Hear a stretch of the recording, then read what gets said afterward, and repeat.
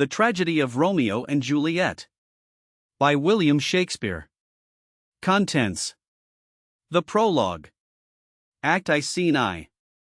A public place. Scene 2. A street.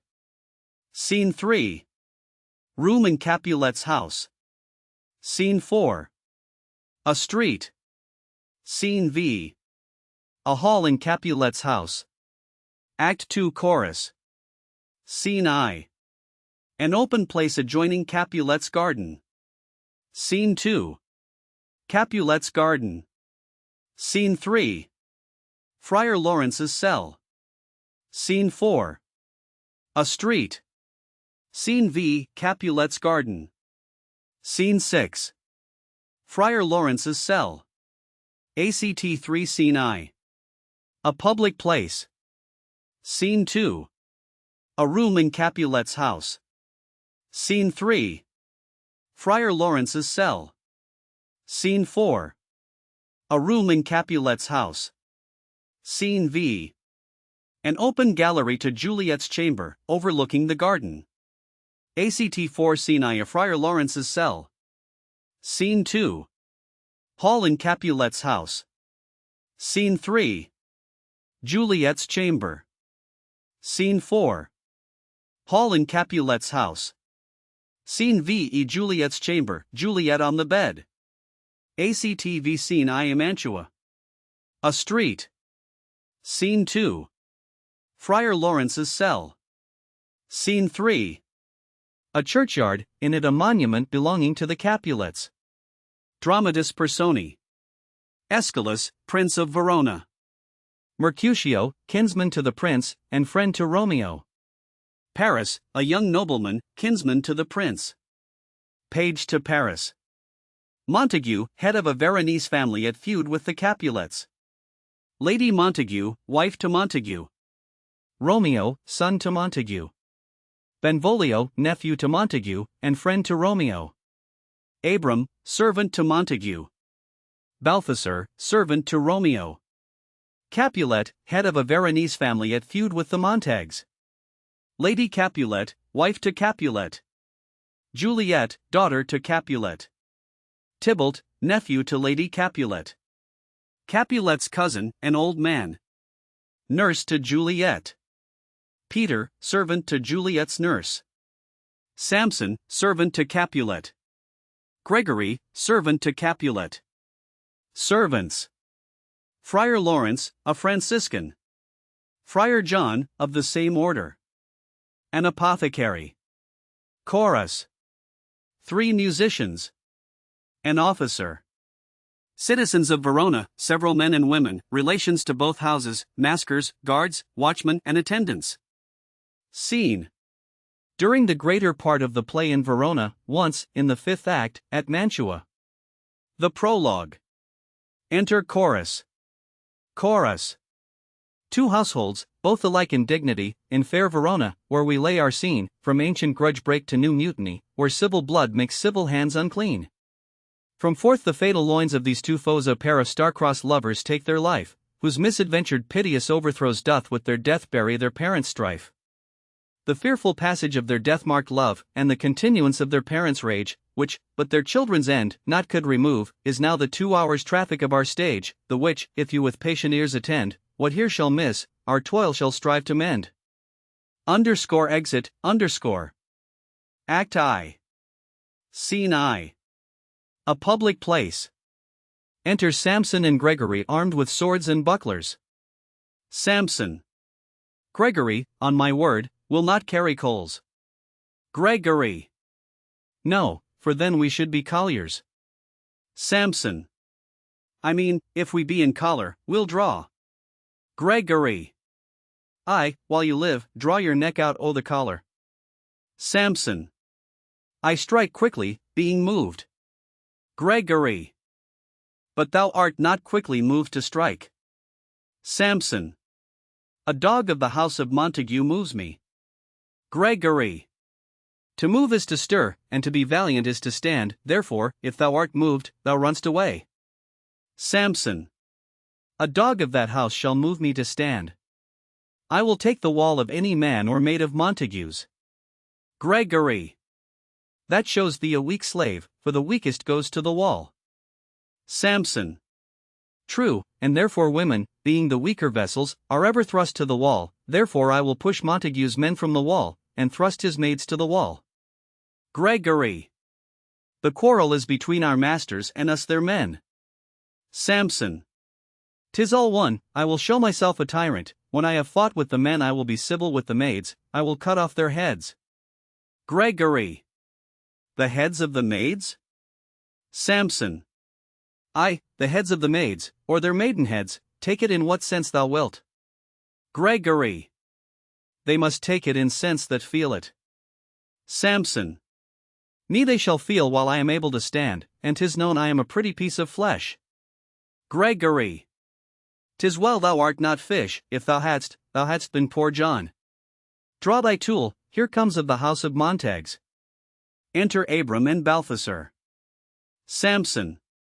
My naked weapon is out, quarrel, I will back thee. Gregory. How? Turn thy back and run? Samson. Fear me not. Gregory. No, marry, I fear thee. Samson. Let us take the law of our sides, let them begin. Gregory. I will frown as I pass by, and let them take it as they list. Samson. Nay, as they dare. I will bite my thumb at them, which is disgrace to them if they bear it. Abram. Do you bite your thumb at us, sir? Samson. I do bite my thumb, sir.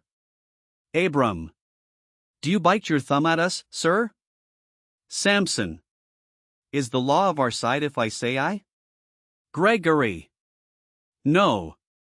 Samson. No, sir, I do not bite my thumb at you, sir, but I bite my thumb, sir. Gregory. Do you quarrel, sir? Abram. Quarrel, sir? No, sir. Samson. But if you do, sir, I am for you. I serve as good a man as you. Abram. No better.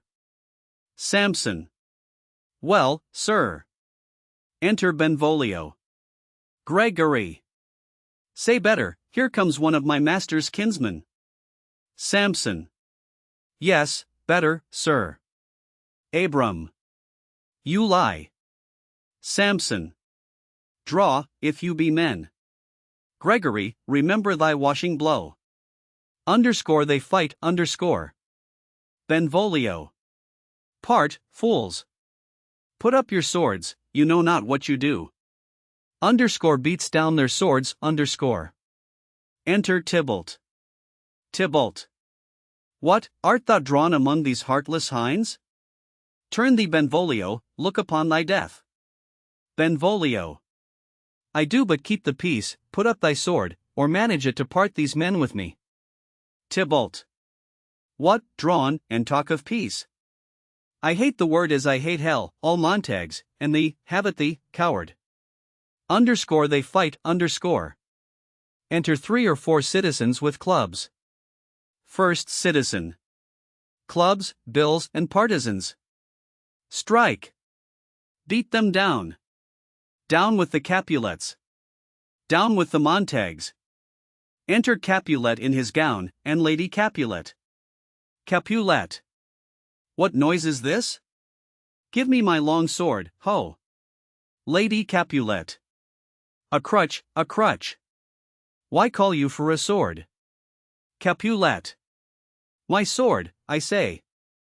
Old Montague is come, and flourishes his blade in spite of me. Enter Montague and his Lady Montague. Montague. Thou villain Capulet.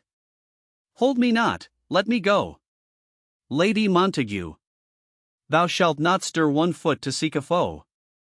Enter Prince Escalus, with attendants. Prince. Rebellious subjects, enemies to peace, profaners of this neighbor-stained steel, will they not hear? What, ho! You men, you beasts, that quench the fire of your pernicious rage with purple fountains issuing from your veins, on pain of torture, from those bloody hands throw your mistempered weapons to the ground and hear the sentence of your moved prince. 3 civil brawls, bred of an airy word, by the old Capulet and Montague, have thrice disturbed the quiet of our streets, and made Verona's ancient citizens cast by their grave beseeming ornaments, to wield old partisans, in hands as old, cankered with peace, to part your cankered hate. If ever you disturb our streets again, your lives shall pay the forfeit of the peace.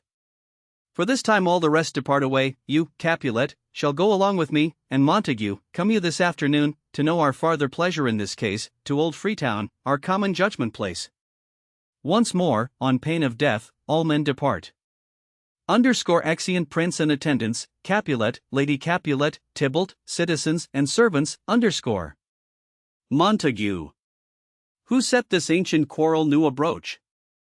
Speak, nephew, were you by when it began? Benvolio. Here were the servants of your adversary and yours, close fighting ere I did approach. I drew to part them, in the instant came the fiery Tybalt, with his sword prepared, which, as he breathed defiance to my ears, he swung about his head, and cut the winds, who nothing hurt withal, hissed him in scorn. While we were interchanging thrusts and blows came more and more, and fought on part and part, till the prince came, who parted either part. Lady Montague. Oh, where is Romeo? Saw you him today? Right glad I am he was not at this fray. Benvolio. Madam, an hour before the worshipped sun peered forth the golden window of the east, a troubled mind drave me to walk abroad, where underneath the grove of sycamore that westward rooteth from this city side, so early walking did I see your son. Towards him I made, but he was ware of me, and stole into the covert of the wood. I, measuring his affections by my own, which then most sought where most might not be found, being one too many by my weary self, pursued my humor, not pursuing his, and gladly shunned who gladly fled from me. Montague. Many a morning hath he there been seen, with tears augmenting the fresh morning's dew, adding to clouds more clouds with his deep sighs, but also soon as the all-cheering sun should in the farthest east begin to draw the shady curtains from Aurora's bed, away from light steals home my heavy son, and private in his chamber pens himself, shuts up his windows, locks fair daylight out and makes himself an artificial night. Black and portentous must this humor prove, unless good counsel may the cause remove. Benvolio. My noble uncle, do you know the cause? Montague. I neither know it nor can learn of him. Benvolio. Have you importuned him by any means? Montague. Both by myself and many other friends, but he, his own affection's counselor, is to himself I will not say how true, but to himself so secret and so close, so far from sounding and discovery, as is the bud bit with an envious worm ere he can spread his sweet leaves to the air, or dedicate his beauty to the sun. Could we but learn from whence his sorrows grow, we would as willingly give cure as no. Enter Romeo.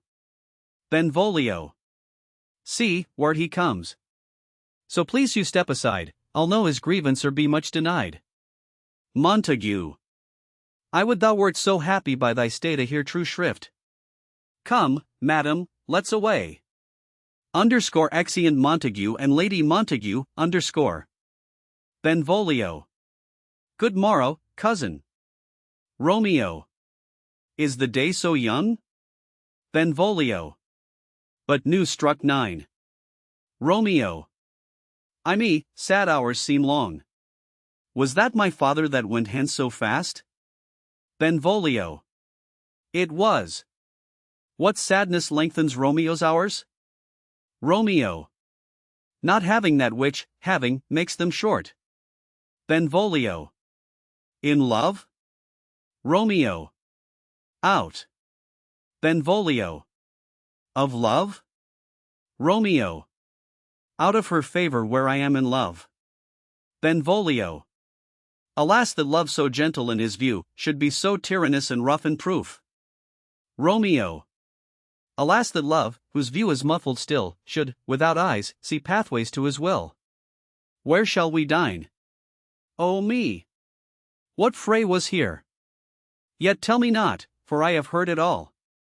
Here's much to do with hate, but more with love. Why, then, O brawling love? O loving hate! O anything, of nothing first create! O heavy lightness! Serious vanity! Misshapen chaos of well-seeming forms! Feather of lead, bright smoke, cold fire, sick health! Still waking sleep, that is not what it is! This love feel I, that feel no love in this. Dost thou not laugh? Benvolio. No, cuz, I rather weep. Romeo. Good heart, at what? Benvolio. At thy good heart's oppression. Romeo. Why, such as love's transgression. Griefs of mine own lie heavy in my breast, which thou wilt propagate to have it pressed with more of thine. This love that thou hast shown doth add more grief to too much of mine own. Love is a smoke made with the fume of sighs, being purged, a fire sparkling in lovers' eyes, being vexed, a sea nourished with lovers' tears. What is it else? A madness most discreet, a choking gall, and a preserving sweet. Farewell, my cuz. _going_. Benvolio. Soft. I will go along, and if you leave me so, you do me wrong. Romeo. Tut. I have lost myself, I am not here. This is not Romeo, he's some other where. Benvolio. Tell me in sadness who is that you love? Romeo. What, shall I groan and tell thee? Benvolio. Groan. Why, no, but sadly tell me who. Romeo. Bid a sick man in sadness make his will, a word urg to one that is so ill. In sadness, cousin, I do love a woman. Benvolio. I aimed so near when I suppositoried you loved. Romeo. A right good markman, and she's fair I love. Benvolio.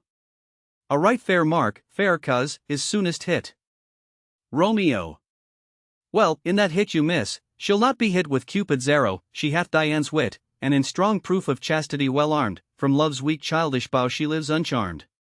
She will not stay the siege of loving terms nor bide th encounter of assailing eyes, nor ope her lap to saint seducing gold, but she's rich in beauty, only poor that when she dies, with beauty dies her store. Benvolio. Then she hath sworn that she will still live chaste? Romeo. She hath, and in that sparing makes huge waste, for beauty starved with her severity, cuts beauty off from all posterity. She is too fair, too wise, wisely too fair, to merit bliss by making me despair. She hath forsworn to love, and in that vow do I live dead, that live to tell it now. Benvolio. Brul'd by me, forget to think of her. Romeo. Oh, teach me how I should forget to think. Benvolio. By giving liberty unto thine eyes, examine other beauties. Romeo. 'Tis the way to call hers, exquisite, in question more.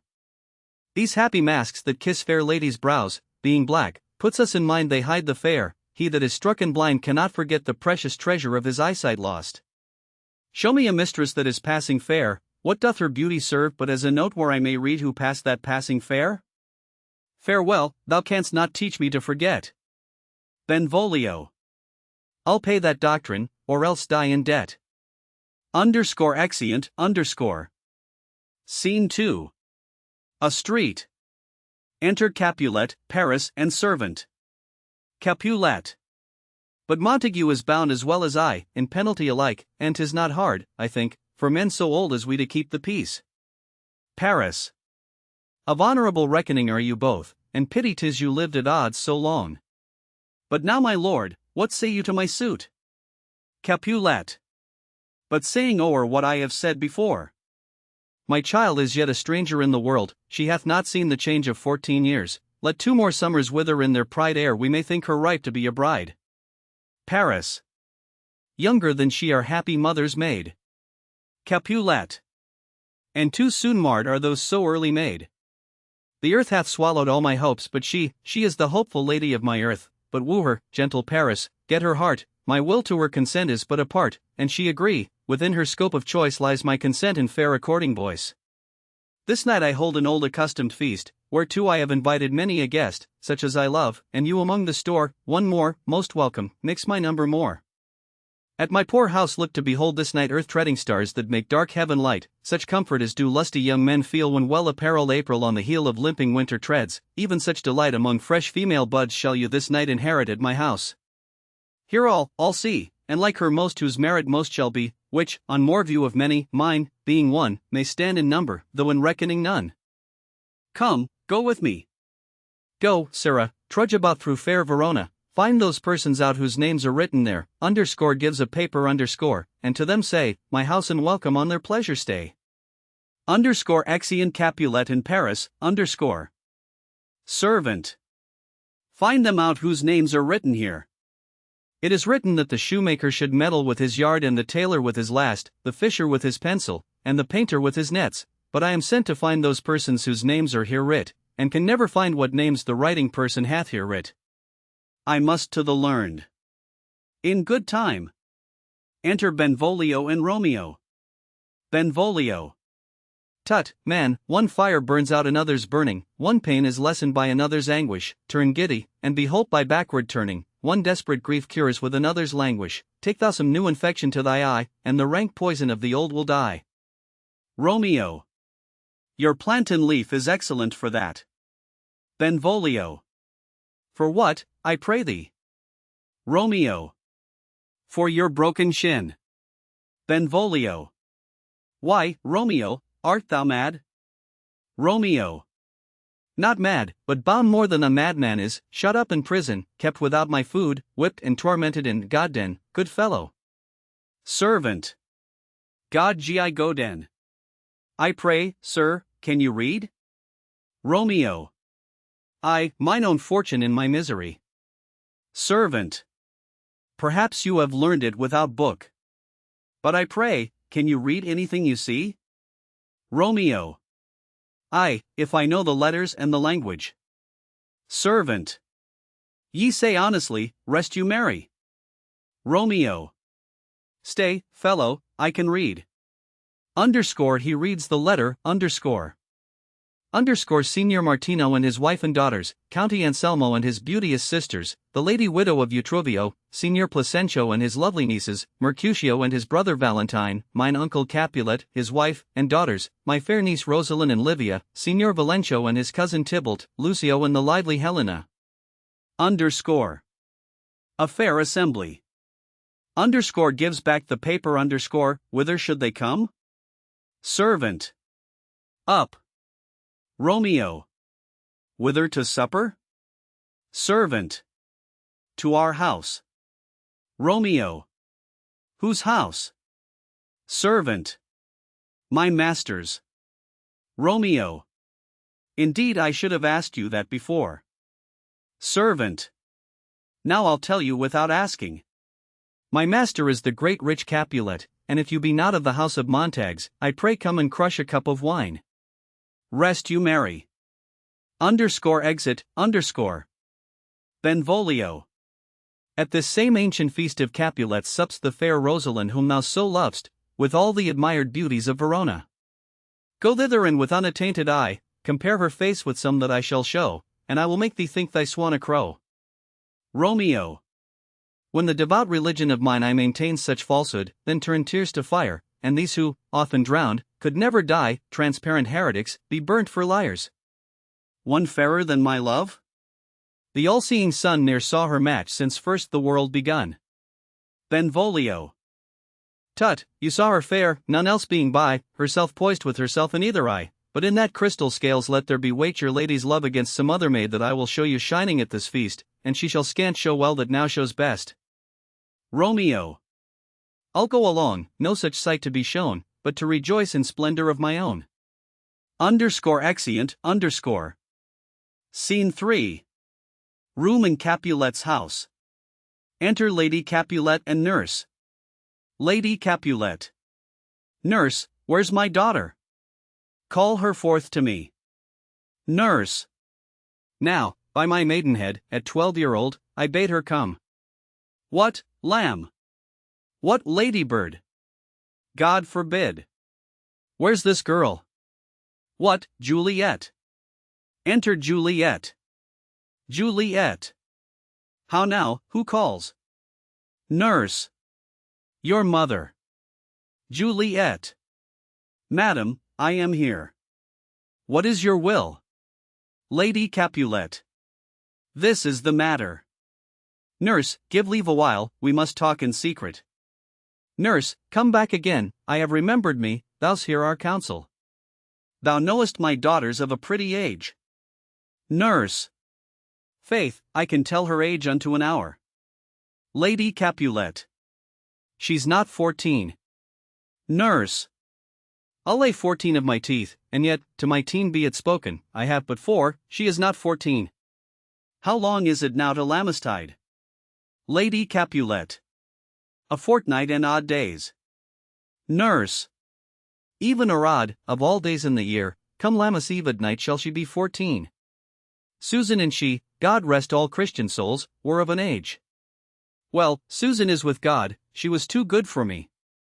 But as I said, on Lammas Eve at night shall she be 14, that shall she, marry, I remember it well.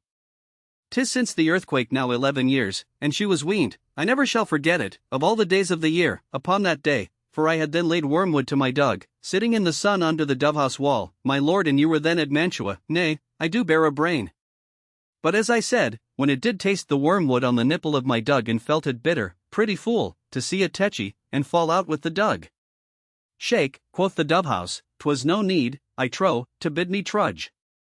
And since that time it is 11 years, for then she could stand alone, nay, by th rude she could have run and waddled all about, for even the day before she broke her brow, and then my husband, God be with his soul. Oh, as a merry man, took up the child, yea, quoth he, dost thou fall upon thy face? Thou wilt fall backward when thou hast more wit, wilt thou not, Jule, and, by my holidame, the pretty wretch left crying, and said I. To see now how a jest shall come about. I warrant, and I should live 1,000 years, I never should forget it. Wilt thou not, Jule, quoth he, and, pretty fool, it stinted, and said I. Lady Capulet. Enough of this, I pray thee hold thy peace.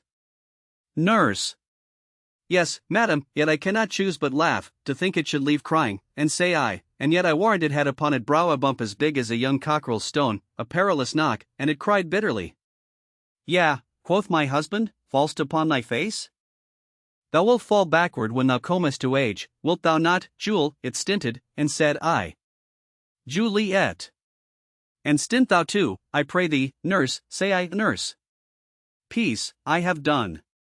God mark thee to his grace, thou wast the prettiest babe that e'er reignest, and I might live to see thee married once, I have my wish. Lady Capulet. Mary, that Mary is the very theme I came to talk of. Tell me, daughter Juliet, how stands your disposition to be married? Juliet. It is an honor that I dream not of. Nurse. An honor. Were not I thine only nurse, I would say thou hadst sucked wisdom from thy teat. Lady Capulet. Well, think of marriage now, younger than you, here in Verona, ladies of esteem, are made already mothers. By my count I was your mother much upon these years that you are now a maid. Thus, then, in brief, the valiant Paris seeks you for his love. Nurse. A man, young lady. Lady, such a man as all the world, why he's a man of wax. Lady Capulet. Verona's summer hath not such a flower. Nurse. Nay, he's a flower, in faith a very flower. Lady Capulet. What say you, can you love the gentleman? This night you shall behold him at our feast, read o'er the volume of young Paris' face, and find delight writ there with beauty's pen. Examine every married lineament, and see how one another lends content, and what obscured in this fair volume lies, find written in the margent of his eyes.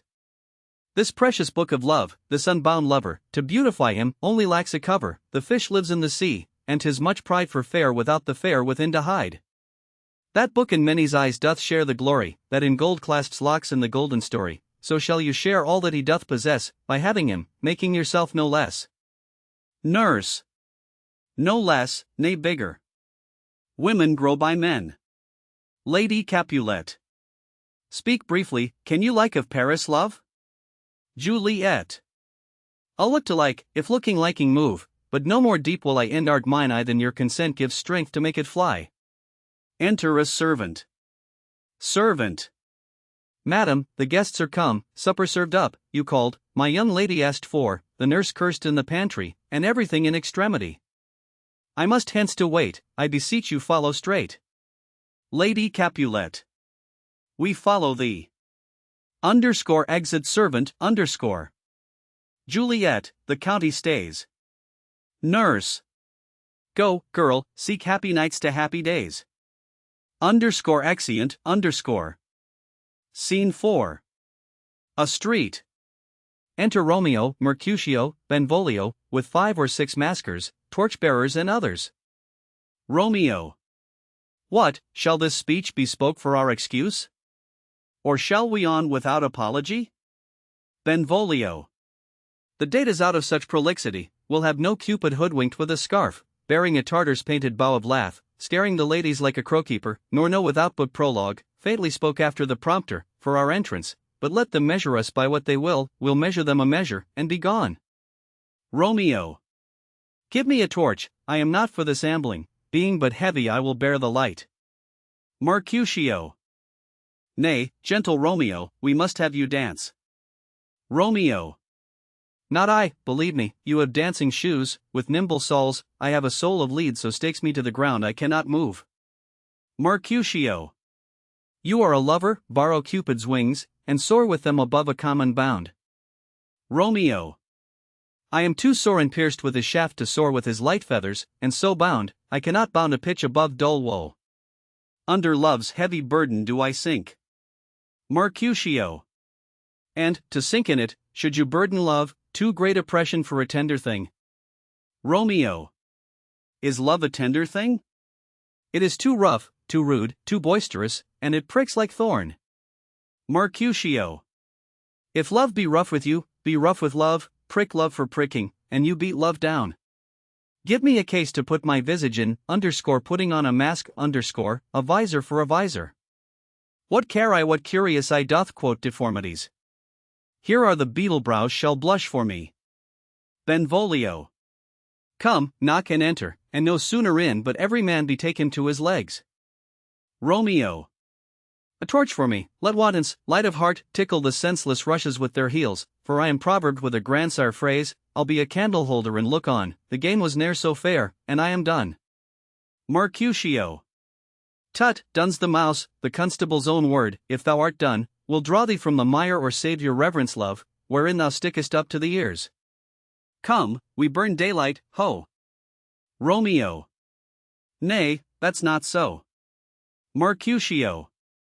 I mean, sir, in delay we waste our lights in vain, lights by day. Take our good meaning, for our judgment sits 5 times in that air once in our 5 wits. Romeo. And we mean well in going to this mask, but 'tis no wit to go. Mercutio. Why, may one ask? Romeo. I dreamt a dream tonight. Mercutio. And so did I, Romeo. Well, what was yours? Mercutio. That dreamers often lie. Romeo. In bed asleep, while they do dream things true. Mercutio. Oh, then, I see Queen Mab hath been with you. She is the fairy's midwife, and she comes in shape no bigger than an agate stone on the forefinger of an alderman, drawn with a team of little atomies over men's noses as they lie asleep, her wagon spokes made of long spinners' legs, the cover, of the wings of grasshoppers, her traces, of the smallest spider's web, the collars, of the moonshine's watery beams, her whip of cricket's bone, the lash, of film, her wagoner, a small grey-coated gnat, not half so big as a round little worm pricked. From the lazy finger of a maid, her chariot is an empty hazelnut, made by the joiner's squirrel or old grub, time out oh mind the fairy's coachmakers.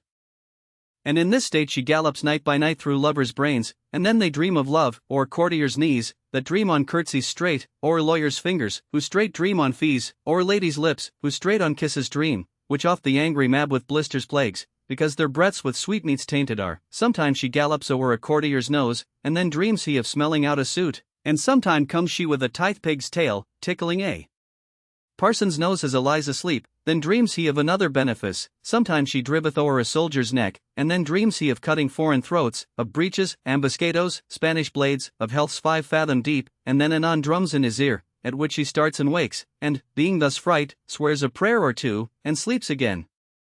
This is that very Mab that plats the manes of horses in the night, and bakes the elflocks in foul sluttish hairs, which, once untangled, much misfortune bodes. This is the hag, when maids lie on their backs, that presses them, and learns them first to bear, making them women of good carriage. This is she. Romeo. Peace, peace, Mercutio, peace, thou talk'st of nothing. Mercutio. True, I talk of dreams, which are the children of an idle brain, begot of nothing but vain fantasy, which is as thin of substance as the air, and more inconstant than the wind, who woos even now the frozen bosom of the north, and, being angered, puffs away from thence, turning his side to the dew-dropping south. Benvolio. This wind you talk of blows us from ourselves, supper is done, and we shall come too late. Romeo. I fear too early, for my mind misgives some consequence yet hanging in the stars, shall bitterly begin his fearful date with this night's rebels, and expire the term of a despised life, clossed in my breast by some vile forfeit of untimely death. But he that hath the steerage of my course direct my suit. On, lusty gentlemen. Benvolio. Strike, drum. Exeunt. Scene V. A hall in Capulet's house. Musicians waiting. Enter servants. First servant. Where's pot pan, that he helps not to take away? He shift a trencher. He scrape a trencher. Second servant. When good manners shall lie all in one or two men's hands, and they unwashed too, 'tis a foul thing. First servant. Away with the join stools, remove the court cupboard, look to the plate. Good thou, save me a piece of marchpane, and as thou loves me, let the porter let in Susan Grindstone and Nell. Antony and Potpan. Second servant. Aye, boy, ready. First servant. You are looked for and called for, asked for, and sought for, in the great chamber. Second servant. We cannot be here in there too. Surely, boys. Be brisk a while, and the longer liver take all. Exeunt. Enter Capulet, and see with the guests and gentlewomen to the maskers. Capulet. Welcome, gentlemen, ladies that have their toes unplagued with corns will have a bout with you. Ah, my mistresses, which of you all will now deny to dance? She that makes dainty, she I'll swear hath corns. Am I come near ye now? Welcome, gentlemen. I have seen the day that I have worn a visor, and could tell a whispering tale in a fair lady's ear, such as would please. 'Tis gone, 'tis gone, 'tis gone. You are welcome, gentlemen. Come, musicians, play. A hall, give room. And foot it, girls. Music plays, and they dance, More light, you knaves, and turn the tables up, and quench the fire, the room is grown too hot. Ah, sirrah, this unlooked for sport comes well. Nay sit, good cousin Capulet, for you and I are past our dancing days. How long is now since last yourself and I were in a mask? Capulet's cousin. By Our Lady, 30 years. Capulet. What, man, 'tis not so much, 'tis since the nuptial of Lucentio, come Pentecost as quickly as it will, some 25 years, and then we masked. Capulet's cousin. 'Tis more, his son is elder, sir, his son is 30. Capulet. Will you tell me that? His son was but a ward 2 years ago. Romeo. What lady is that, which doth enrich the hand of yonder knight? Servant. I know not, sir. Romeo. Oh, she doth teach the torches to burn bright. It seems she hangs upon the cheek of night as a rich jewel in an Ethiop's ear, beauty too rich for use, for earth too dear. So shows a snowy dove trooping with crows as yonder lady o'er her fellows shows. The measure done, I'll watch her place of stand, and touching hers, make blessed my rude hand. Did my heart love till now? Forswear it, sight. For I ne'er saw true beauty till this night. Tybalt. This by his voice, should be a Montague. Fetch me my rapier, boy. What, dares the slave come hither, covered with an antic face, to fleer and scorn at our solemnity? Now by the stock and honor of my kin, to strike him dead I hold it not a sin. Capulet. Why how now, kinsman? Wherefore storm you so? Tybalt. Uncle, this is a Montague, our foe, a villain that is hither come in spite, to scorn at our solemnity this night. Capulet. Young Romeo, is it? Tybalt. 'Tis he, that villain Romeo. Capulet. Content thee, gentle coz, let him alone, bears him like a portly gentleman, and, to say truth, Verona brags of him to be a virtuous and well-governed youth. I would not for the wealth of all the town here in my house do him disparagement. Therefore be patient, take no note of him, it is my will, the which if thou respect, show a fair presence and put off these frowns, and ill-beseeming semblance for a feast. Tybalt. It fits when such a villain is a guest, I'll not endure him. Capulet. He shall be endured. What, goodman boy? I say he shall, go to, am I the master here, or you? Go to. You'll not endure him. God shall mend my soul, you'll make a mutiny among my guests. You will set cock-a-hoop, you'll be the man. Tybalt. Why, uncle, 'tis a shame. Capulet. Go to, go to. You are a saucy boy. Is't so, indeed? This trick may chance to scathe you, I know what. You must contrary me. Marry, 'tis time. Well said, my hearts, you are a princox, go, be quiet, or more light, for shame. I'll make you quiet. What, surely, my hearts. Tybalt. Patience perforce with wilful collar meeting makes my flesh tremble in their different greeting. I will withdraw, but this intrusion shall, now seeming sweet, convert to bitter gall. Exit, Romeo. To Juliet, if I profane with my unworthiest hand this holy shrine, the gentle sin is this, my lips, two blushing pilgrims, ready stand to smooth that rough touch with a tender kiss. Juliet. Good pilgrim, you do wrong your hand too much, which mannerly devotion shows in this, for saints have hands that pilgrims' hands do touch, and palm to palm is holy palmers' kiss. Romeo. Have not saints lips, and holy palmers too? Juliet. I, pilgrim, lips that they must use in prayer. Romeo. Oh, then, dear saint, let lips do what hands do, they pray, grant thou, lest faith turn to despair. Juliet. Saints do not move, though grant for prayer's sake. Romeo. Then move not while my prayer's effect I take. Thus from my lips, by thine my sin is purged. Kissing her, Juliet. Then have my lips the sin that they have took. Romeo. Sin from my lips? Oh, trespass sweetly you are jeed. Give me my sin again. Juliet. You kiss by the book. Nurse. Madam, your mother craves a word with you. Romeo. What is her mother? Nurse. Mary, bachelor, her mother is the lady of the house, and a good lady, and a wise and virtuous. I nist her daughter that you talked withal. I tell you, he that can lay hold of her shall have the chinks. Romeo. Is she a Capulet? Oh dear account. My life is my foe's debt. Benvolio.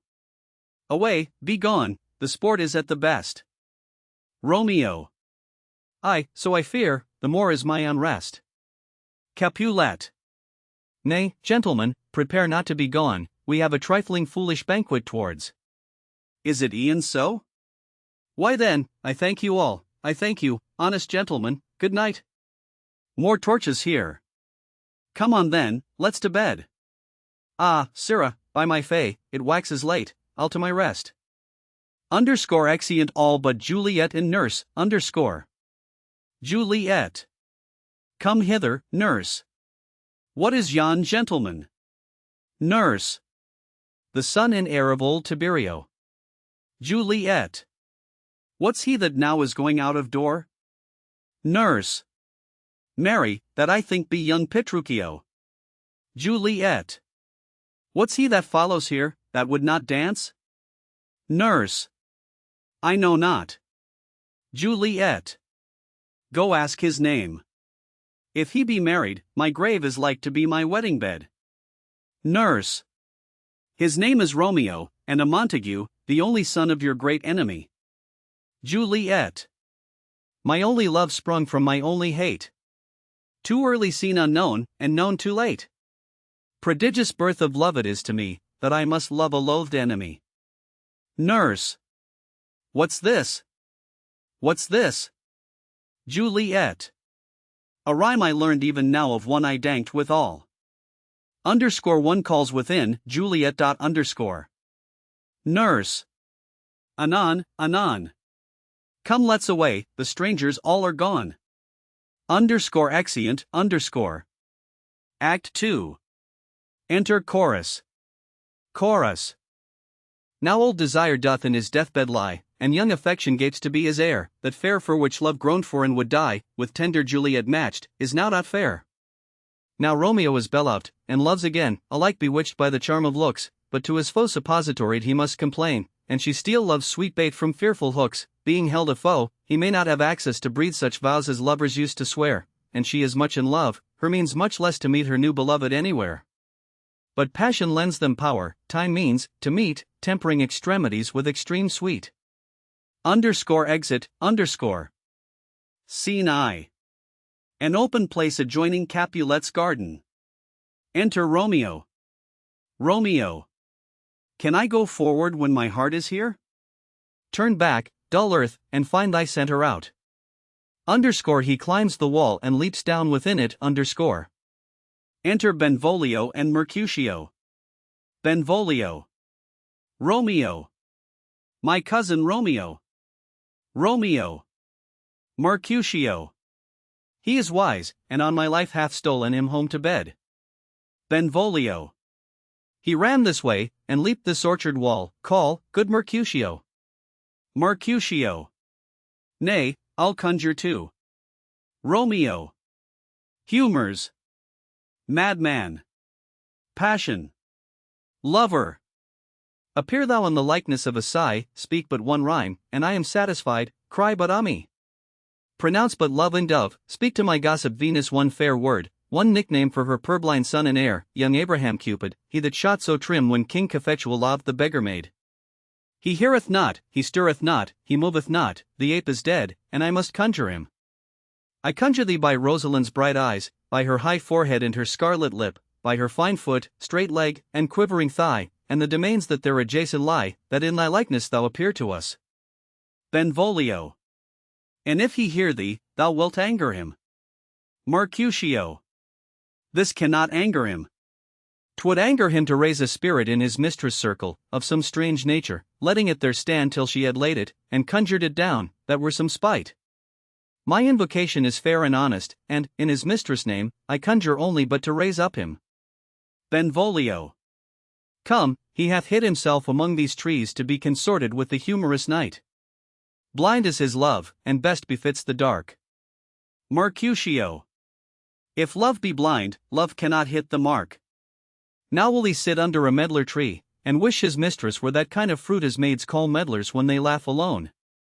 O Romeo, that she were an open arse and thou a pop Aaron pear. Romeo, good night. I'll to my truckle bed. This field bed is too cold for me to sleep. Come, shall we go? Benvolio. Go then, for 'tis in vain to seek him here that means not to be found. Exeunt. Scene 2. Capulet's garden. Enter Romeo. Romeo. He jests at scars that never felt a wound. Juliet appears above at a window. But soft, what light through yonder window breaks? It is the east, and Juliet is the sun. Arise, fair sun, and kill the envious moon, who is already sick and pale with grief, that thou her maid art far more fair than she. Be not her maid, since she is envious, her vestal livery is but sick and green, and none but fools do wear it. Cast it off. It is my lady, oh it is my love. Oh, that she knew she were. She speaks, yet she says nothing. What of that? Her eye discourses, I will answer it. I am too bold, 'tis not to me she speaks. Two of the fairest stars in all the heaven, having some business, do entreat her eyes to twinkle in their spheres till they return. What if her eyes were there, they in her head? The brightness of her cheek would shame those stars, as daylight doth a lamp. Her eyes in heaven would through the airy region stream so bright that birds would sing and think it were not night. See how she leans her cheek upon her hand. Oh, that I were a glove upon that hand, that I might touch that cheek. Juliet. I me. Romeo. She speaks. Oh, speak again, bright angel, for thou art as glorious to this night, being o'er my head, as is a winged messenger of heaven unto the white upturned wondering eyes of mortals that fall back to gaze on him when he bestrides the lazy puffing clouds and sails upon the bosom of the air. Juliet. O Romeo, Romeo, wherefore art thou Romeo? Deny thy father and refuse thy name. Or if thou wilt not, be but sworn my love, and I'll no longer be a Capulet. Romeo. Underscore aside, underscore, shall I hear more, or shall I speak at this? Juliet. 'Tis but thy name that is my enemy, thou art thyself, though not a Montague. What's Montague? It is nor hand nor foot, nor arm, nor face, nor any other part belonging to a man. Oh, be some other name. What's in a name? That which we call a rose by any other name would smell as sweet, so Romeo would, were he not Romeo called, retain that dear perfection which he owes without that title. Romeo, doff thy name, and for thy name, which is no part of thee, take all myself. Romeo. I take thee at thy word. Call me but Love, and I'll be New Baptist, henceforth I never will be Romeo. Juliet. What man art thou that, thus bescreened in night so stumblest on my counsel? Romeo. By a name I know not how to tell thee who I am, my name, dear saint, is hateful to myself, because it is an enemy to thee. Had I it written, I would tear the word. Juliet. My ears have yet not drunk 100 words of thy tongue's utterance, yet I know the sound. Art thou not Romeo, and a Montague? Romeo. Neither, fair maid, if either thee dislike. Juliet. How camest thou hither, tell me, and wherefore? The orchard walls are high and hard to climb, and the place death, considering who thou art, if any of my kinsmen find thee here. Romeo. With love's light wings did I o'erperch these walls, for stony limits cannot hold love out, and what love can do, that dares love attempt, therefore thy kinsmen are no stop to me. Juliet. If they do see thee, they will murder thee. Romeo. Alack, there lies more peril in thine eye than 20 of their swords. Look thou but sweet, and I am proof against their enmity. Juliet. I would not for the world they saw thee here. Romeo. I have night's cloak to hide me from their eyes, and but thou love me, let them find me here. My life were better ended by their hate than death prorogued, wanting of thy love. Juliet. By whose direction foundst thou out this place? Romeo. By love, that first did prompt me to inquire, he lent me counsel, and I lent him eyes. I am no pilot, yet wert thou as far as that vast shore washed with the farthest sea, I should adventure for such merchandise.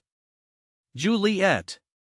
Thou knowest the mask of night is on my face, else would a maiden blush bepaint my cheek for that which thou hast heard me speak tonight. Fain would I dwell on form, fain deny what I have spoke, but farewell compliment. Dost thou love me? I know thou wilt say aye, and I will take thy word. Yet, if thou swearst, thou mayst prove false.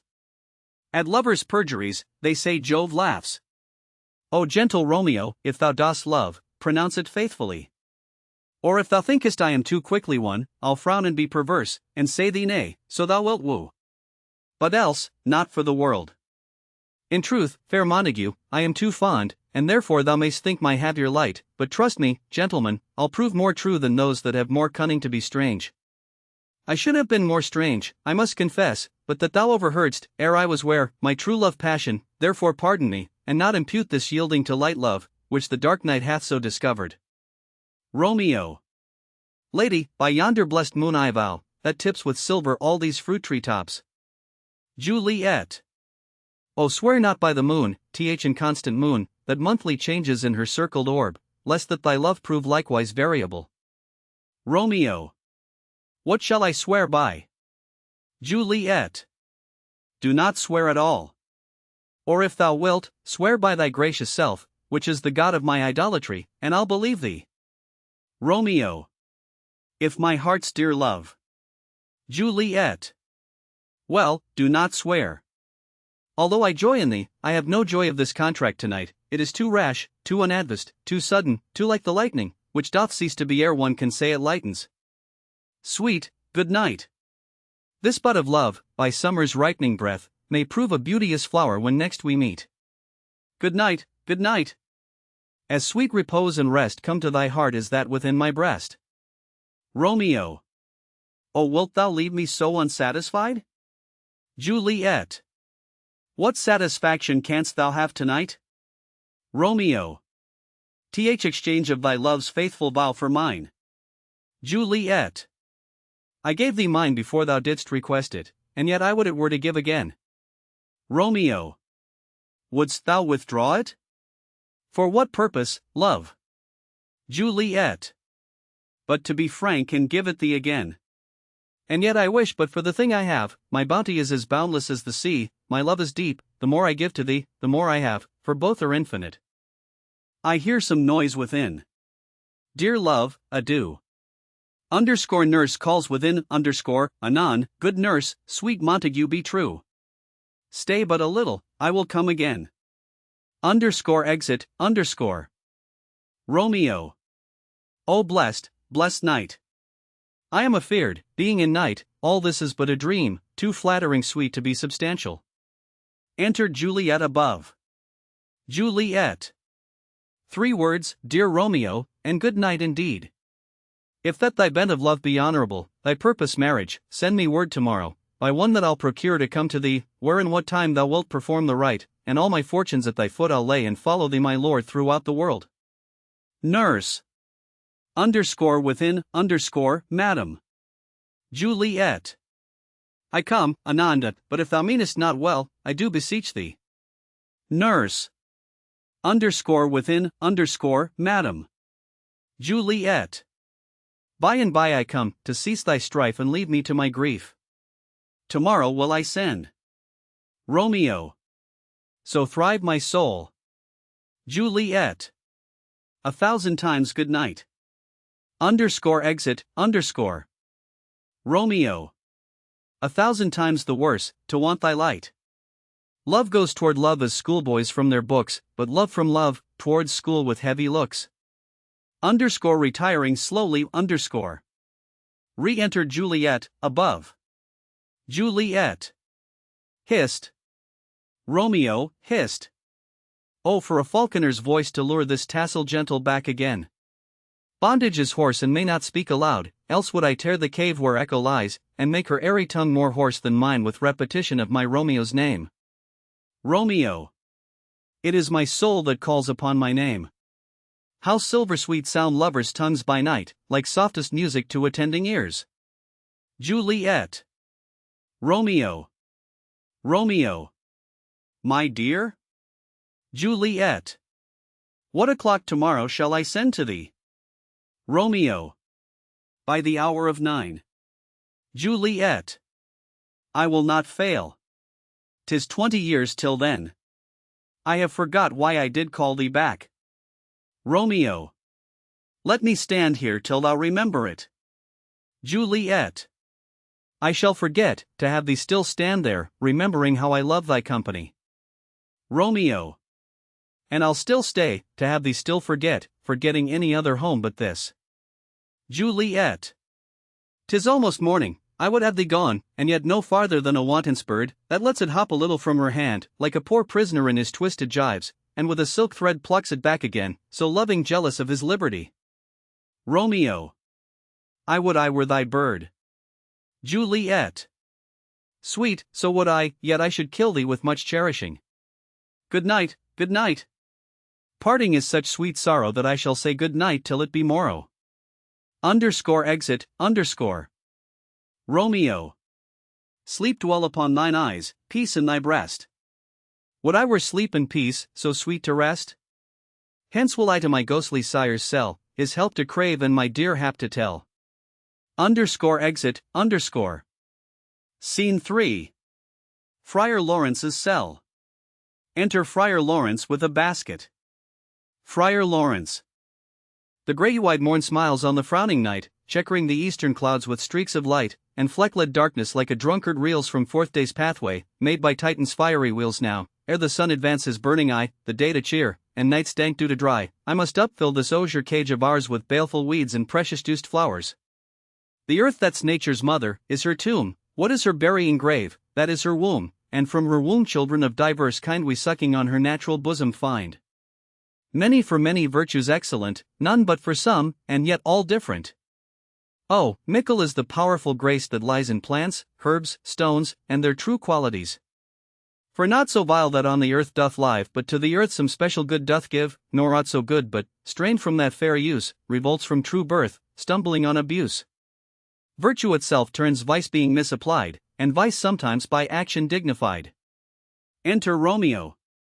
Within the infant rind of this weak flower poison hath residence, and medicine power, for this, being smelt, with that part cheers each part, being tasted, slays all senses with the heart. Two such opposed kings encamp them still in man as well as herbs, grace and rude will, and where the worser is predominant, full soon the canker death eats up that plant. Romeo. Good morrow, father.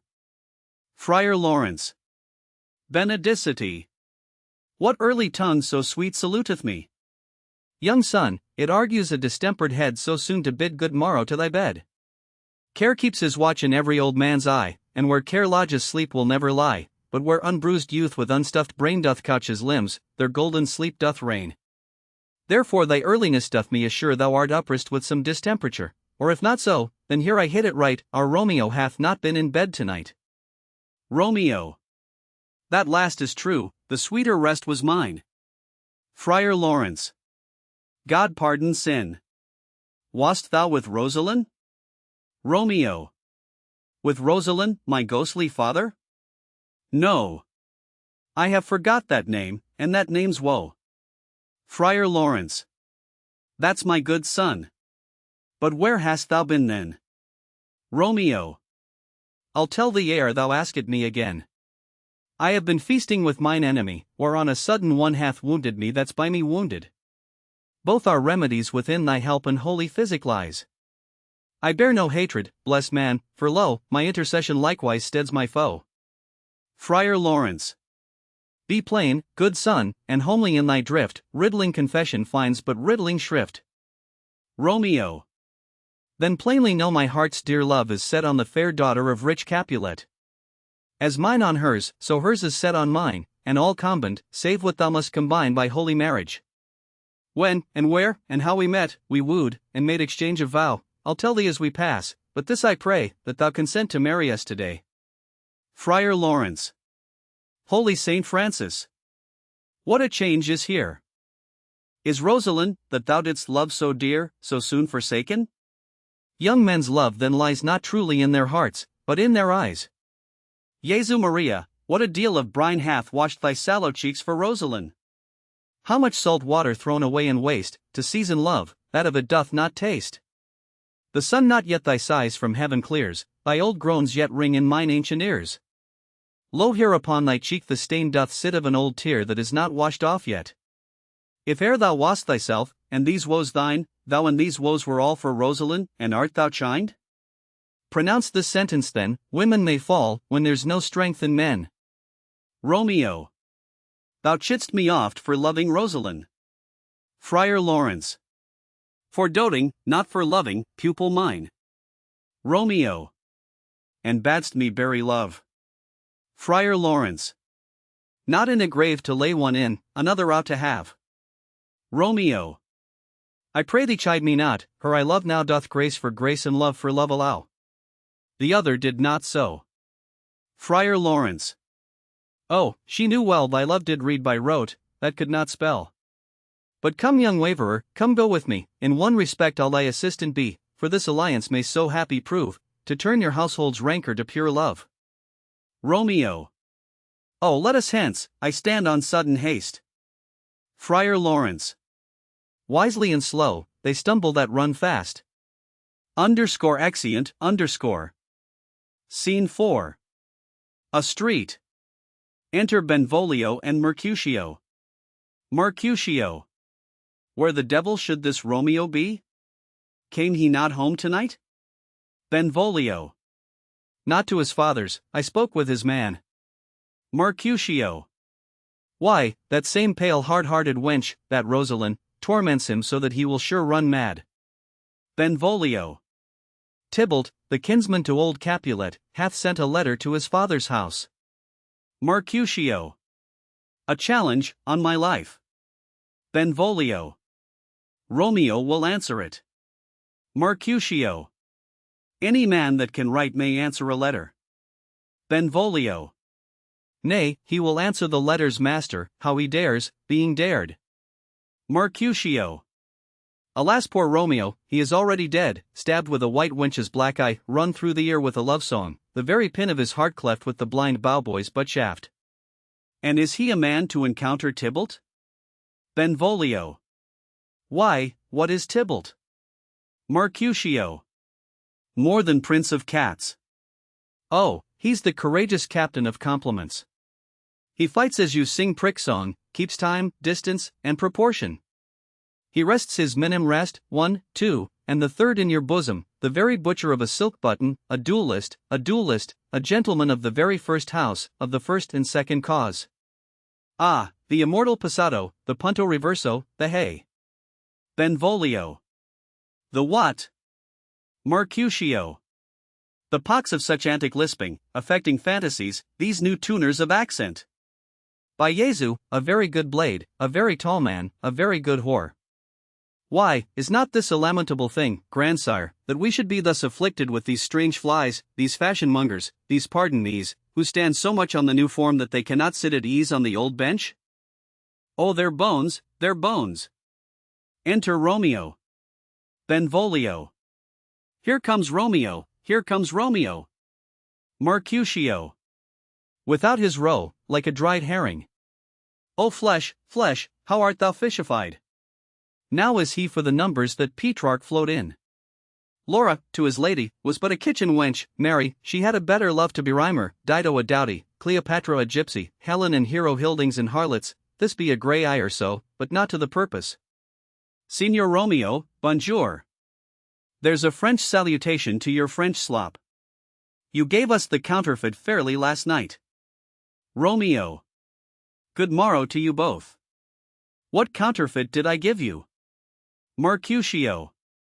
The slip, sir, the slip, can you not conceive? Romeo.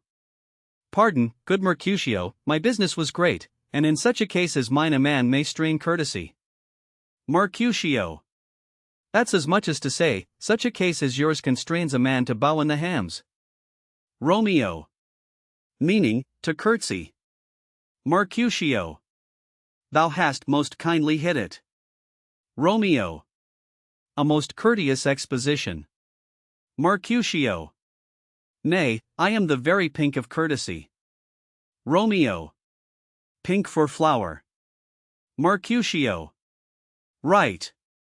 Romeo. Why, then is my pump well flowered. Mercutio. Sure wit, follow me this jest now, till thou hast worn out thy pump, that when the single soul of it is worn, the jest may remain after the wearing, solely singular. Romeo. O single soul jest, solely singular for the singleness. Mercutio. Come between us, good Benvolio, my wits faint. Romeo. Swits and spurs, or I'll cry a match. Mercutio. Nay, if thy wits run the wild goose chase, I am done. For thou hast more of the wild goose in one of thy wits, than I am sure I have in my whole 5. Was I with you there for the goose? Romeo. Thou wast never with me for anything, when thou wast not there for the goose. Mercutio. I will bite thee by the ear for that jest. Romeo. Nay, good goose, bite not. Mercutio. Thy wit is a very bitter sweeting, it is a most sharp sauce. Romeo. And is it not then well served in to a sweet goose? Mercutio. Oh, here's a wit of cheverel, that stretches from an inch narrow to an ell broad. Romeo. I stretch it out for that word broad, which added to the goose, proves thee far and wide a broad goose. Mercutio. Why, is not this better now than groaning for love? Now art thou sociable, now art thou Romeo, now art thou what thou art, by art as well as by nature. For this drivelling love is like a great natural, that runs lolling up and down to hide his bauble in a hole. Benvolio. Stop there, stop there. Mercutio. Thou desirest me to stop in my tail against the hair. Benvolio. Thou wouldst else have made thy tail large. Mercutio. Oh, thou art deceived, I would have made it short, for I was come to the whole depth of my tail, and meant indeed to occupy the argument no longer. Enter Nurse and Peter. Romeo. Here's goodly gear. A sail, a sail. Mercutio. Two, a shirt and a smock. Nurse. Peter. Anon nurse. My fan, Peter. Mercutio. Good Peter, to hide her face, for her fan's the fairer face. Nurse. God ye good morrow, gentlemen. Mercutio. God ye good den, fair gentlewoman. Nurse. Is it good den? Mercutio. 'Tis no less, I tell ye, for the body hand of the dial is now upon the prick of noon. Nurse. Out upon you. What a man are you? Romeo. One, gentlewoman, that God hath made for himself to mar. Nurse. By my troth, it is well said, for himself to mar, quoth they. Gentlemen, can any of you tell me where I may find the young Romeo? Romeo. I can tell you, but young Romeo will be older when you have found him than he was when you sought him. I am the youngest of that name, for fault of a worse. Nurse. You say well. Mercutio. Yeah, is the worst well? Very well took, I faith, wisely. Nurse. If you be he, sir, I desire some confidence with you. Benvolio. She will indite him to some supper. Mercutio. Abad. So ho. Romeo. What hast thou found? Mercutio. No hare, sir, unless a hare, sir, in a Lenten pie, that is something stale and hoar ere it be spent. Underscore sings underscore, an old hare whore, and an old hare whore, is very good meat in Lent, but a hare that is whore is too much for a score when it whores ere it be spent. Romeo, will you come to your father's? We'll to dinner thither. Romeo. I will follow you. Mercutio. Farewell, ancient lady, farewell, lady. Underscore exeunt Mercutio and Benvolio, underscore. Nurse. I pray you, sir, what saucy merchant was this that was so full of his ropery? Romeo. A gentleman, nurse, that loves to hear himself talk, and will speak more in a minute than he will stand to in a month. Nurse. And to speak anything against me, I'll take him down, and a were lustier than he is, and 20 such jacks. And if I cannot, I'll find those that shall. Scurvy knave. I am none of his flirt gills, I am none of his skainsmates, and I must stand by too and suffer every knave to use me at his pleasure. Peter. I saw no man use you at his pleasure. If I had, my weapon should quickly have been out. I warrant you, I dare draw as soon as another man, if I see occasion in a good quarrel, and the law on my side. Nurse. Now, afore God, I am so vexed that every part about me quivers. Scurvy knave. Pray you, sir, a word, and as I told you, my young lady bid me inquire you out. What she bade me say, I will keep to myself. But first let me tell ye, if ye should lead her in a fool's paradise, as they say, it were a very gross kind of behavior, as they say, for the gentlewoman is young. And therefore, if you should deal double with her, truly it were an ill thing to be offered to any gentlewoman, and very weak dealing. Romeo. Nurse, commend me to thy lady in mistress. I protest unto thee. Nurse. Good heart, and I faith I will tell her as much. Lord, she will be a joyful woman. Romeo. What wilt thou tell her, nurse? Thou dost not mark me. Nurse. I will tell her, sir, that you do protest, which, as I take it, is a gentlemanlike offer. Romeo. Bid her devise some means to come to shrift this afternoon, and there she shall at Friar Lawrence cell be shrived and married. Here is for thy pains. Nurse. No truly, sir, not a penny. Romeo. Go to, I say you shall. Nurse. This afternoon, sir?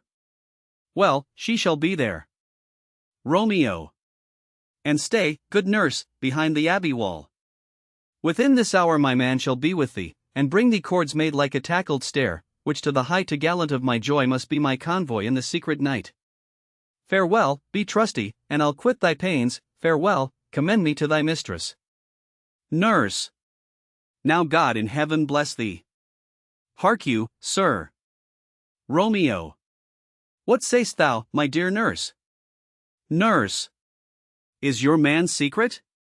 Did you ne'er hear say, two may keep counsel, putting one away? Romeo. I warrant thee my man's as true as steel. Nurse. Well, sir, my mistress is the sweetest lady. Lord, Lord. When 'twas a little prating thing, oh, there is a nobleman in town, one Paris, that would fain lay knife aboard, but she, good soul, had as lief see a toad, a very toad, as see him.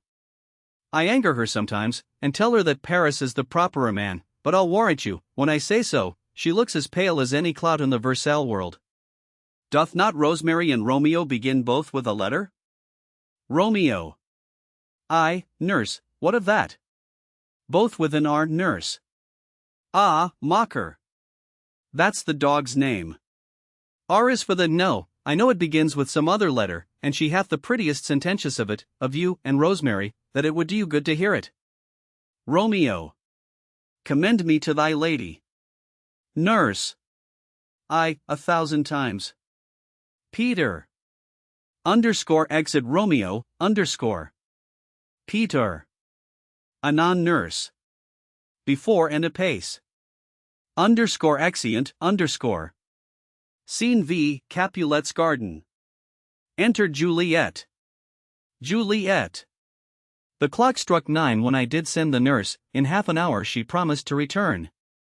Perchance she cannot meet him. That's not so.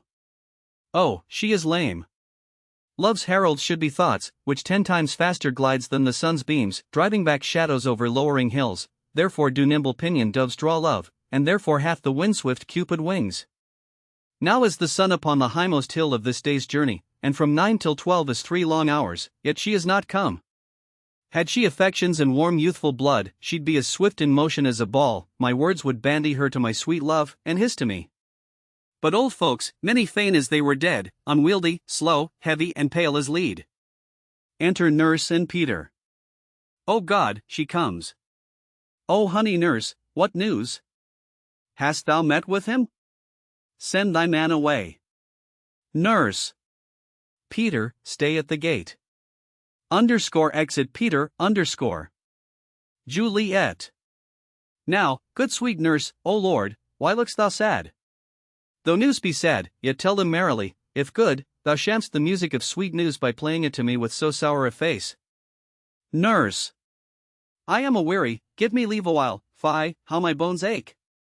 What a jaunt have I had! Juliet. I would thou hadst my bones, and I thy news. Nay come, I pray thee speak, good nurse, speak.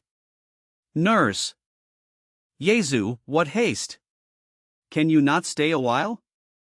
Do you not see that I am out of breath? Juliet. How art thou out of breath, when thou hast breath to say to me that thou art out of breath? The excuse that thou dost make in this delay is longer than the tale thou dost excuse. Is thy news good or bad? Answer to that, say either, and I'll stay the circumstance. Let me be satisfied, is't good or bad? Nurse. Well, you have made a simple choice, you know not how to choose a man. Romeo? No, not he. Though his face be better than any man's, yet his leg excels all men's, and for a hand and a foot, and a body, though they be not to be talked on, yet they are past compare. He is not the flower of courtesy, but I'll warrant him as gentle as a lamb. Go thy ways, wench, serve God. What, have you dined at home? Juliet. No. But all this did I know before. What says he of our marriage? What of that? Nurse. Lord, how my head aches! What a head have I! It beats as it would fall in 20 pieces.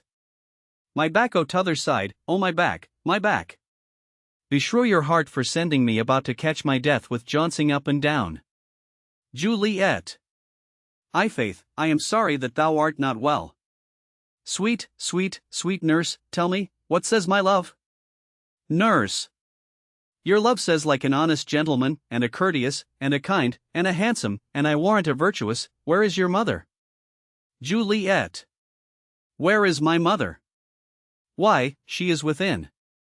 Where should she be? How oddly thou repliest. Your love says, like an honest gentleman, where is your mother? Nurse. O God's lady dear, are you so hot? Mary, come up, I trow. Is this the poultice for my aching bones? Henceforward do your messages yourself. Juliet. Here's such a coil. Come, what says Romeo? Nurse. Have you got leave to go to shrift today? Juliet. I have. Nurse. Then hie you hence to Friar Lawrence' cell, there stays a husband to make you a wife. Now comes the wanton blood up in your cheeks, they'll be in scarlet straight at any news. Hie you to church. I must another way, to fetch a ladder by the which your love must climb a bird's nest soon when it is dark. I am the drudge, and toil in your delight, but you shall bear the burden soon at night. Go. All to dinner, hie you to the cell. Juliet. Hie to high fortune. Honest nurse, farewell. Exeunt. Scene 6. Friar Lawrence's cell. Enter Friar Lawrence and Romeo. Friar Lawrence. So smile the heavens upon this holy act that after hours with sorrow chide us not. Romeo. Amen, amen, but come what sorrow can, it cannot countervail the exchange of joy that one short minute gives me in her sight. Do thou but close our hands with holy words, then love devouring death do what he dare, it is enough I may but call her mine. Friar Lawrence. These violent delights have violent ends, and in their triumph die, like fire and powder, which as they kiss consume. The sweetest honey is loathsome in his own deliciousness, and in the taste confounds the appetite. Therefore love moderately, long love doth so, too swift arrives as tardy as too slow. Enter Juliet. Here comes the lady. Oh, so light a foot will ne'er wear out the everlasting flint. A lover may bestride the gossamers that idles in the wanton summer air and yet not fall, so light is vanity. Juliet.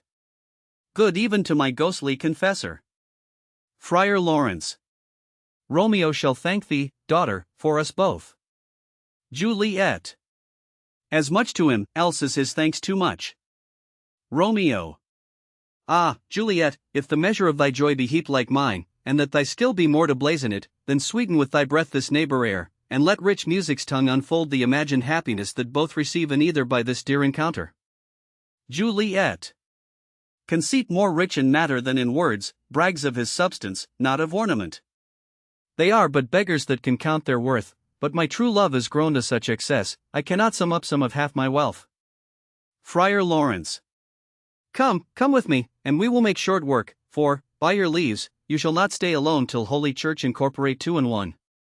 Exeunt. Act 3. Scene I. A public place. Enter Mercutio, Benvolio, page and servants. Benvolio. I pray thee, good Mercutio, let's retire, the day is hot, the Capulets abroad, and if we meet, we shall not scape a brawl, for now these hot days, is the mad blood stirring. Mercutio. Thou art like one of these fellows that, when he enters the confines of a tavern, claps me his sword upon the table, and says God send me no need of thee, and by the operation of the second cup draws him on the drawer, when indeed there is no need. Benvolio. Am I like such a fellow? Mercutio. Come, thou art as hot a jack in thy mood as any in Italy, and is soon moved to be moody, and is soon moody to be moved. Benvolio. And what too? Mercutio. Nay, and there were two such, we should have none shortly, for one would kill the other. Thou. Why, thou wilt quarrel with a man that hath a hair more or a hair less in his beard than thou hast. Thou wilt quarrel with a man for cracking nuts, having no other reason but because thou hast hazel eyes. What eye but such an eye would spy out such a quarrel? Thy head is as full of quarrels as an egg is full of meat, and yet thy head hath been beaten as addle as an egg for quarreling. Thou hast quarrelled with a man for coughing in the street, because he hath wakened thy dog that hath lain asleep in the sun. Didst thou not fall out with a tailor for wearing his new doublet before Easter? With another for tying his new shoes with an old riband? And yet thou wilt tutor me from quarreling. Benvolio. And I were so apt to quarrel as thou art, any man should buy the fee simple of my life for an hour and a quarter. Mercutio. The fee simple. Oh, simple. Enter Tybalt and others. Benvolio. By my head, here comes the Capulets. Mercutio. By my heel, I care not. Tybalt. Follow me close, for I will speak to them. Gentlemen, good den, a word with one of you. Mercutio. And but one word with one of us? Couple it with something, make it a word and a blow. Tybalt. You shall find me apt enough to that, sir, and you will give me occasion. Mercutio. Could you not take some occasion without giving?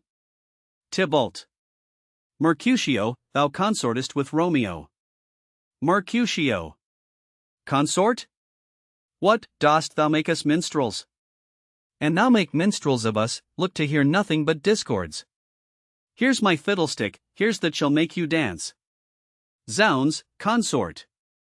Benvolio. We talk here in the public haunt of men. Either withdraw unto some private place, and reason coldly of your grievances, or else depart, here all eyes gaze on us. Mercutio. Men's eyes were made to look, and let them gaze. I will not budge for no man's pleasure, I enter Romeo. Tybalt. Well, peace be with you, sir, here comes my man. Mercutio. But I'll be hanged, sir, if he wear your livery. Marry, go before the field, he'll be your follower, your worship in that sense may call him man. Tybalt. Romeo, the love I bear thee can afford no better term than this, thou art a villain. Romeo. Tybalt, the reason that I have to love thee doth much excuse the appertaining rage to such a greeting. Villain am I none, therefore farewell, I see thou know'st me not. Tybalt. Boy, this shall not excuse the injuries that thou hast done me, therefore turn and draw. Romeo. I do protest I never injured thee, but love thee better than thou canst devise till thou shalt know the reason of my love. And so good Capulet, which name I tender as dearly as mine own, be satisfied. Mercutio. O calm, dishonorable, vile submission. Underscore draws, underscore, alla stoccata carries it away. Tybalt, you rat-catcher, will you walk? Tybalt. What wouldst thou have with me? Mercutio. Good king of cats, nothing but one of your 9 lives, that I mean to make bold withal, and, as you shall use me hereafter, try beat the rest of the 8. Will you pluck your sword out of his pilcher by the ears? Make haste, lest mine be about your ears ere it be out. Tybalt. Underscore drawing, underscore, I am for you. Romeo. Gentle Mercutio, put thy rapier up. Mercutio. Come, sir, your passado. Underscore they fight, underscore. Romeo. Draw, Benvolio, beat down their weapons.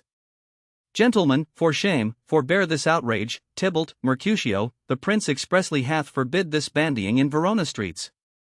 Hold, Tybalt. Good Mercutio. Underscore exeunt Tybalt with his partisans, underscore. Mercutio. I am hurt. A play go both your houses. I am sped. Is he gone, and hath nothing? Benvolio. What, art thou hurt? Mercutio. I, a scratch, a scratch. Marry, 'tis enough. Where is my page? Go villain, fetch a surgeon. Underscore exit page, underscore. Romeo. Courage, man, the hurt cannot be much. Mercutio. No, 'tis not so deep as a well, nor so wide as a church door, but 'tis enough, 'twill serve.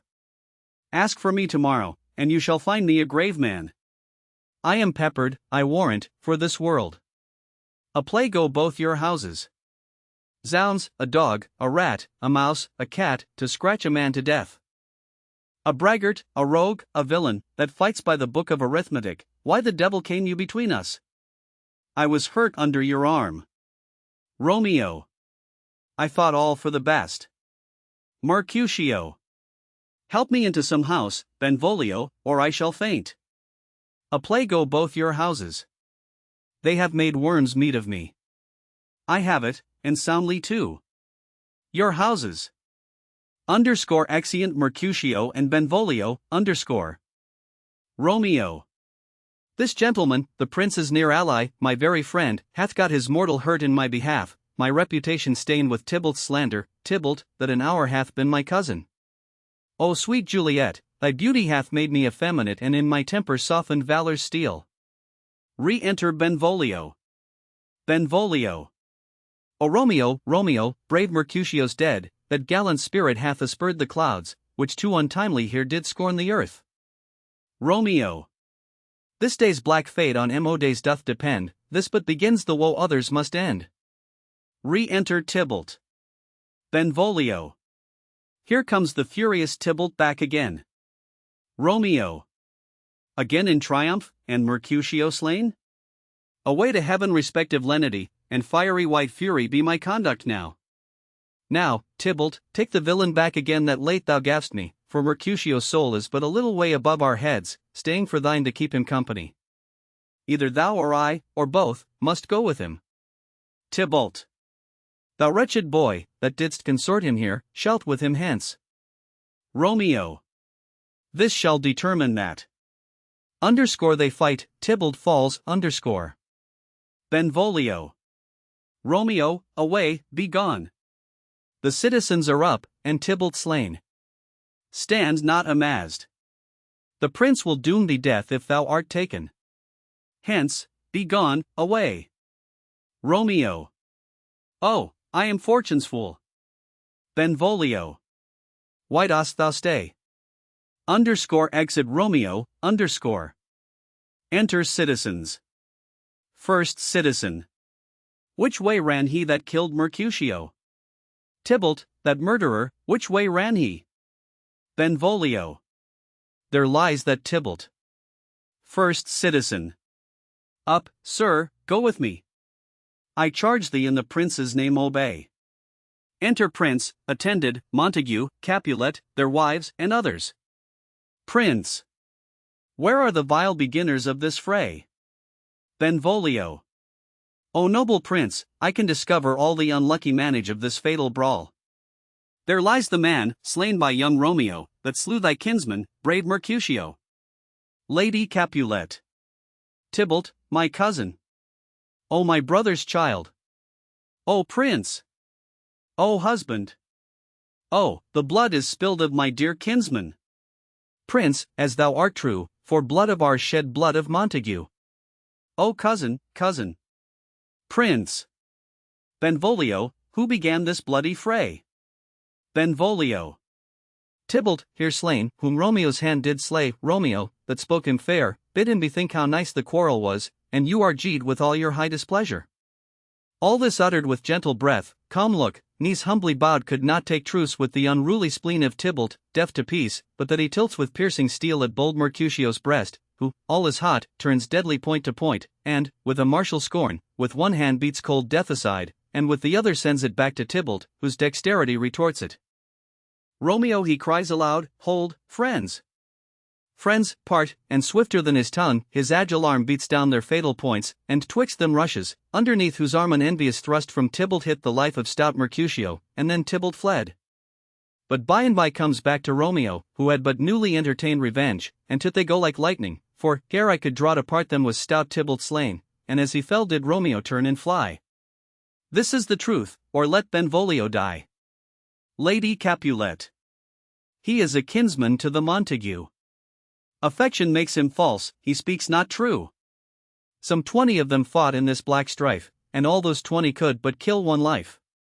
I beg for justice, which thou, prince, must give. Romeo slew Tybalt, Romeo must not live. Prince.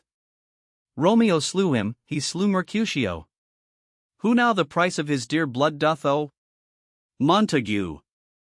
Not Romeo, prince, he was Mercutio's friend, his fault concludes but what the law should end, the life of Tybalt.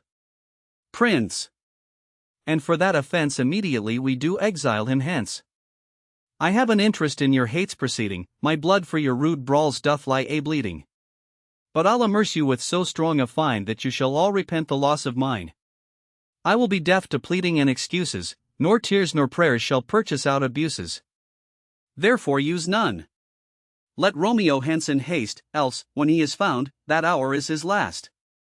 Bear hence this body, and attend our will. Mercy but murders, pardoning those that kill. Exeunt. Scene 2. A room in Capulet's house. Enter Juliet. Juliet. Gallop apace, you fiery-footed steeds, towards Phoebus' lodging. Such a wagoner as Phaeton would whip you to the west and bring in cloudy night immediately. Spread thy close curtain, love-performing night, that runaway's eyes may wink, and Romeo leap to these arms, untalked of and unseen. Lovers can see to do their amorous rites by their own beauties, or, if love be blind, it best agrees with night. Come, Sibyl Knight, thou sober-suited matron, all in black, and learn me how to lose a winning match, played for a pair of stainless maidenhoods. Hood my unmanned blood, bating in my cheeks, with thy black mantle, till strange love, grow bold, think true love acted simple modesty.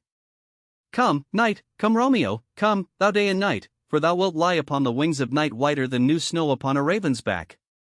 Come gentle night, come loving black-browed night, give me my Romeo, and when I shall die, take him and cut him out in little stars, and he will make the face of heaven so fine that all the world will be in love with night, and pay no worship to the garish sun.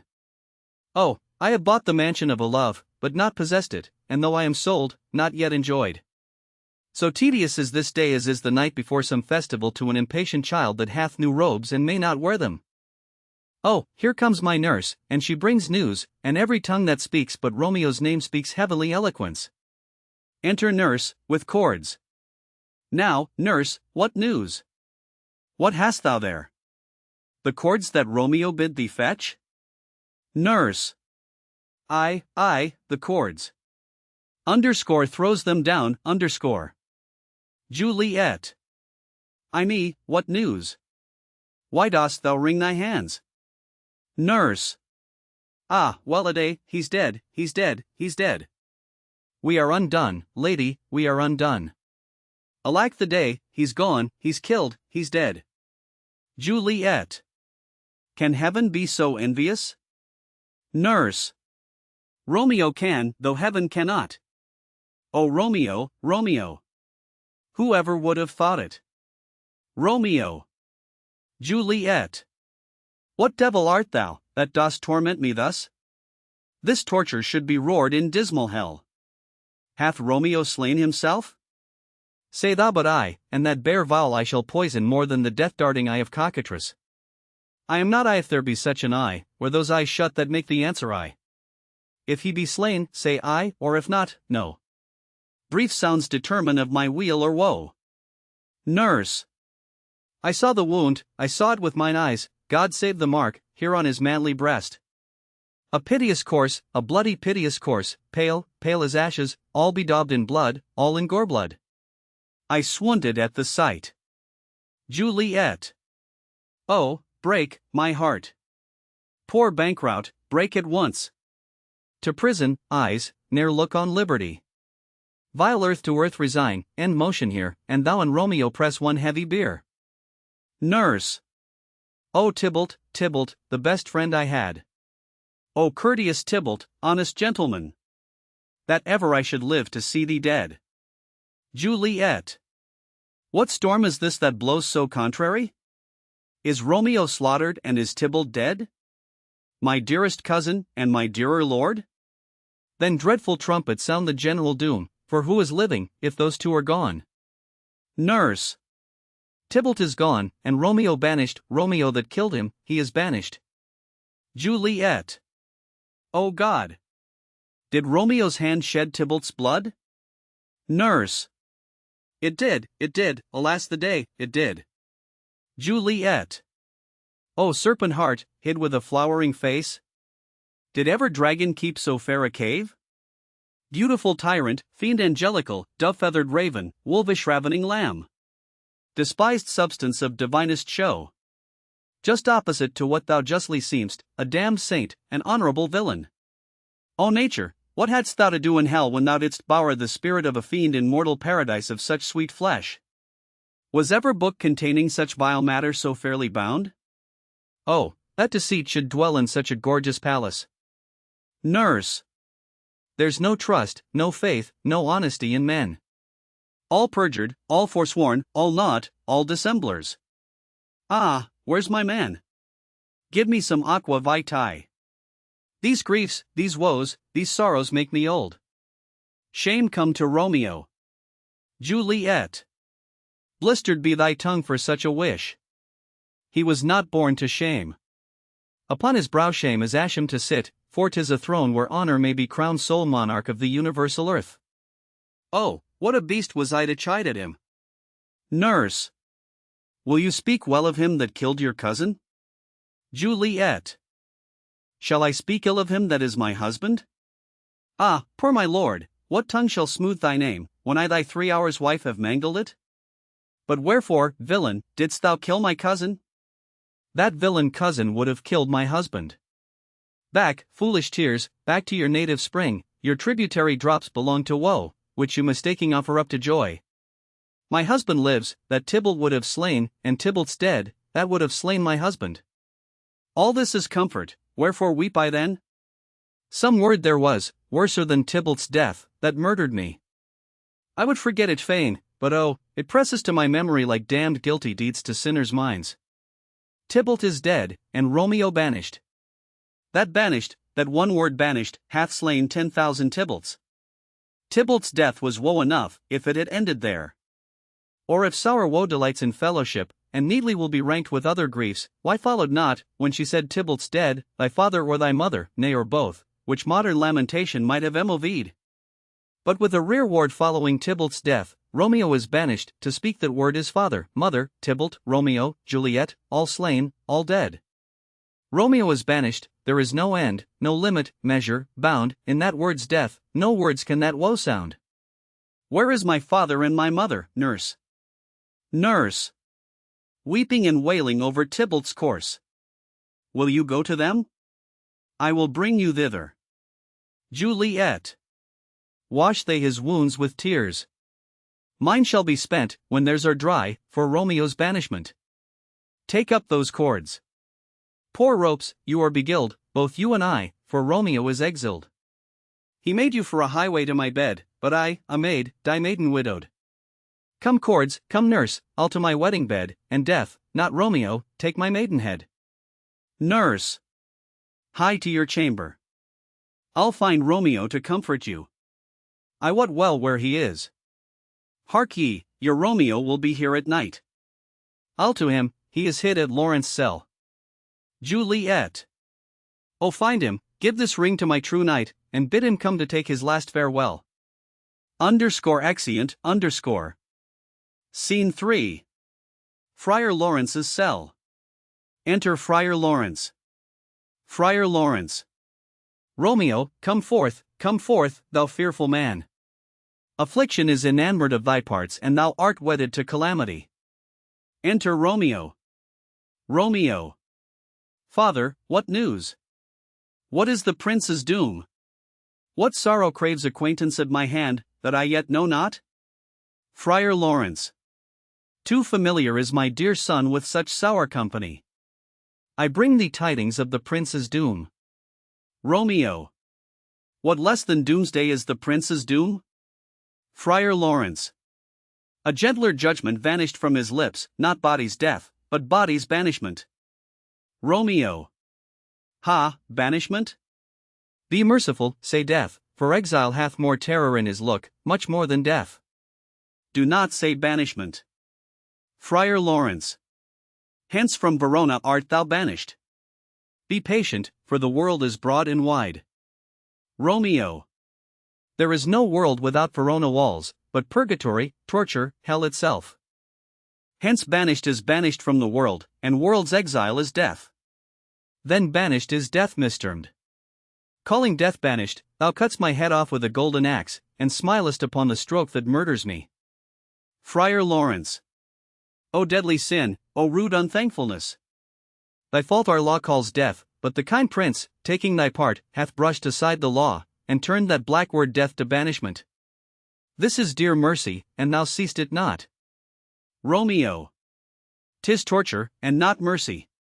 Heaven is here where Juliet lives, and every cat and dog, and little mouse, every unworthy thing, live here in heaven and may look on her, but Romeo may not. More validity, more honorable state, more courtship lives in carrion flies than Romeo. They may seize on the white wonder of dear Juliet's hand, and steal immortal blessing from her lips, who, even in pure and vestal modesty still blush, as thinking their own kisses sin. But Romeo may not, he is banished. This may flies do, when I from this must fly.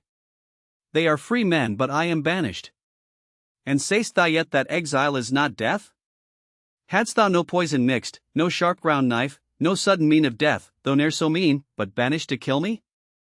Banished? O friar, the damned use that word in hell. Howling attends it. How hast thou the heart, being a divine, a ghostly confessor, a sin absolver, and my friend professed, to mangle me with that word banished? Friar Lawrence. Thou fond mad man, hear me speak a little. Romeo. Oh, thou wilt speak again of banishment. Friar Lawrence. I'll give thee armor to keep off that word, adversity's sweet milk, philosophy, to comfort thee, though thou art banished. Romeo. Yet banished? Hang up philosophy. Unless philosophy can make a Juliet, displant a town, reverse a prince's doom, it helps not, it prevails not, talk no more. Friar Lawrence. Oh, that I see that mad men have no ears. Romeo. How should they, when that wise men have no eyes? Friar Lawrence. Let me dispute with thee of thy estate. Romeo. Thou canst not speak of that thou dost not feel. Wert thou as young as I, Juliet thy love, an hour but married, Tybalt murdered, doting like me, and like me banished, then mightst thou speak, then mightst thou tear thy hair, and fall upon the ground as I do now, taking the measure of an unmade grave.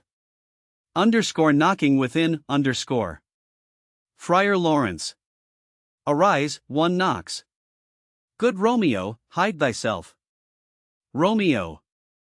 Not I, unless the breath of heartsick groans mislike enfold me from the search of eyes. Underscore knocking underscore. Friar Lawrence. Hark, how they knock, who's there? Romeo, arise, thou wilt be taken up, stay a while stand up. Underscore knocking underscore. Run to my study by and by God's will, what simpleness is this I come. Underscore knocking underscore. Who knocks so hard? Whence come you, what's your will? Nurse. Underscore within underscore, let me come in, and you shall know my errand. I come from Lady Juliet. Friar Lawrence. Welcome then. Enter nurse. Nurse.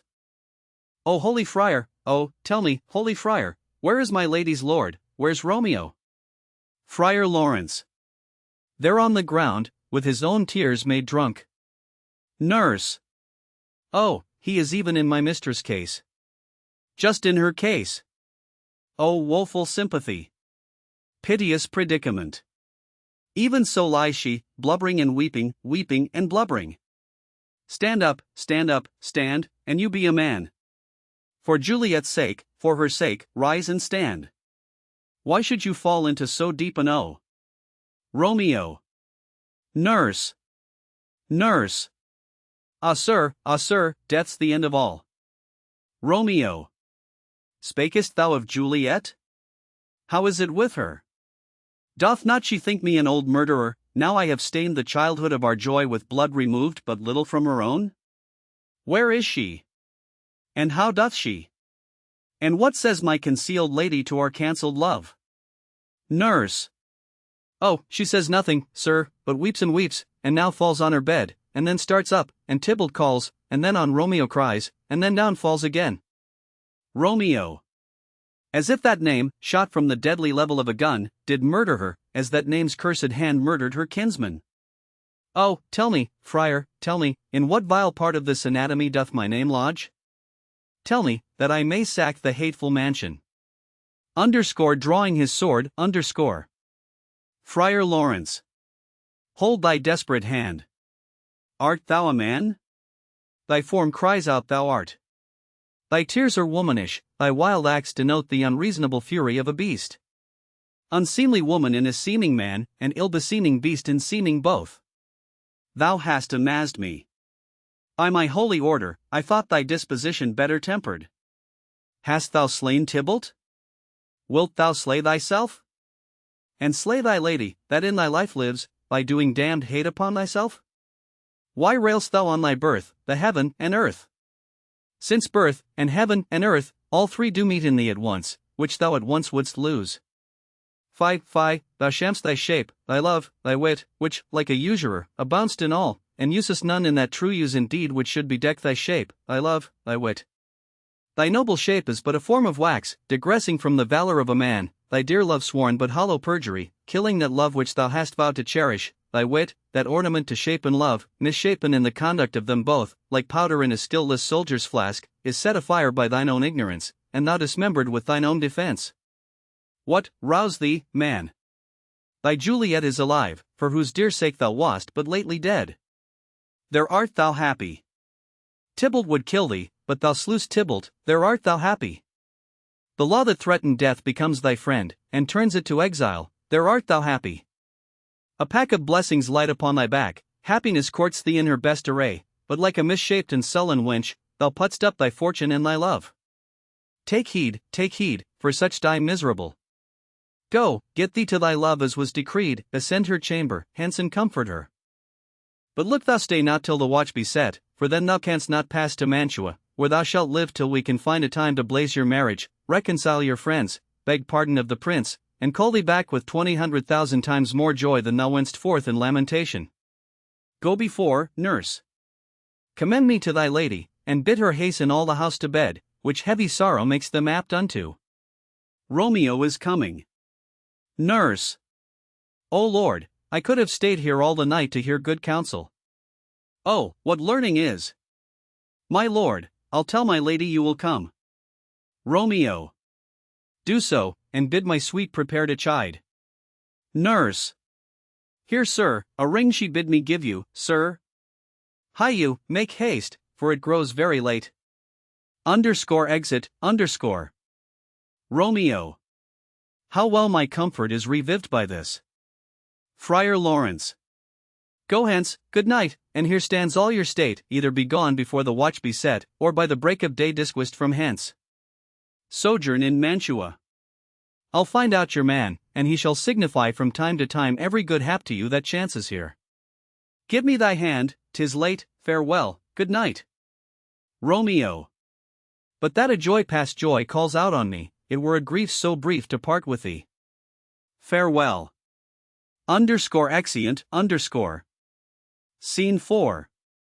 A room in Capulet's house. Enter Capulet, Lady Capulet, and Paris. Capulet. Things have fallen out, sir, so unluckily that we have had no time to move our daughter. Look you, she loved her kinsman Tybalt dearly, and so did I. Well, we were born to die. 'Tis very late, she'll not come down tonight. I promise you, but for your company, I would have been abed an hour ago. Paris. These times of woe afford no tune to woo. Madam, good night. Commend me to your daughter. Lady Capulet. I will, and know her mind early tomorrow, tonight she's mewed up to her heaviness. Capulet. Sir Paris, I will make a desperate tender of my child's love. I think she will be RUL'd in all respects by me, nay more, I doubt it not. Wife, go you to her ere you go to bed, acquaint her here of my son Paris' love, and bid her, mark you me, on Wednesday next, but, soft, what day is this? Paris. Monday, my lord. Capulet. Monday. Ha, ha. Well, Wednesday is too soon, a Thursday let it be, a Thursday, tell her, she shall be married to this noble earl. Will you be ready? Do you like this haste? We'll keep no great ado, a friend or two, for, hark you, Tybalt being slain so late, it may be thought we held him carelessly, being our kinsman, if we revel much. Therefore we'll have some 6 friends, and there an end. But what say you to Thursday? Paris. My lord, I would that Thursday were tomorrow. Capulet. Well, get you gone. A Thursday be it then. Go you to Juliet ere you go to bed, prepare her, wife, against this wedding day. Farewell, my lord doth light to my chamber, ho! Afore me, it is so very very late that we may call it early by and by. Good night. Exeunt. Scene V. An open gallery to Juliet's chamber, overlooking the garden. Enter Romeo and Juliet. Juliet. Wilt thou be gone? It is not yet near day. It was the nightingale, and not the lark, that pierced the fearful hollow of thine ear. Nightly she sings on yond pomegranate tree. Believe me, love, it was the nightingale. Romeo. It was the lark, the herald of the morn, no nightingale. Look, love, what envious streaks do lace the severing clouds in yonder east. Night's candles are burnt out, and jocund day stands tiptoe on the misty mountain tops. I must be gone and live, or stay and die. Juliet. Yond light is not daylight, I know it, aye. It is some meteor that the sun exhales to be to thee this night a torchbearer and light thee on thy way to Mantua. Therefore stay yet, thou needst not to be gone. Romeo. Let me be ta'en, let me be put to death, I am content, so thou wilt have it so. I'll say yon grey is not the morning's eye, 'tis but the pale reflex of Cynthia's brow. Nor that is not the lark whose notes do beat the vaulty heaven so high above our heads. I have more care to stay than will to go. Come, death, and welcome. Juliet wills it so. How is't, my soul? Let's talk. It is not day. Juliet. It is. Hie hence, be gone, away.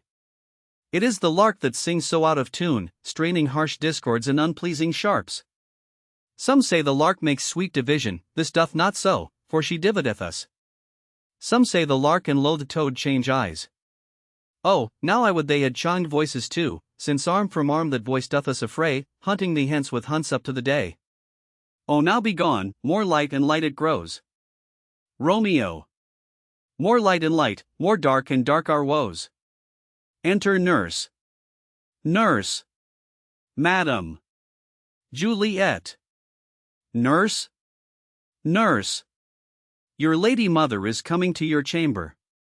The day is broke, be wary, look about. Exit.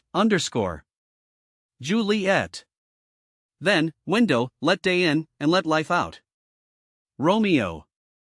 Farewell, one kiss, and I'll descend. Descends. Juliet. Art thou gone so? Love, lord, husband, friend, I must hear from thee every day in the hour, for in a minute there are many days. Oh, by this count I shall be much in years ere I again behold my Romeo. Romeo. Farewell. I will omit no opportunity that may convey my greetings, love, to thee. Juliet. Oh, thinkest thou we shall ever meet again? Romeo. I doubt it not, and all these woes shall serve for sweet discourses in our time to come. Juliet. O God! I have an ill-divining soul.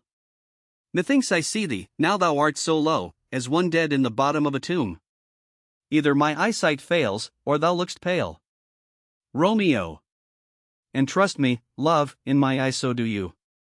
Dry sorrow drinks our blood. Adieu. Exit below. Juliet. O fortune.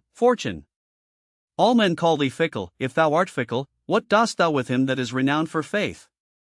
Be fickle, fortune, for then, I hope thou wilt not keep him long but send him back. Lady Capulet. Ho, daughter, are you up? Juliet. Who is that calls? Is it my lady mother? Is she not down so late, or up so early? What unaccustomed cause procures her hither? Enter Lady Capulet. Lady Capulet.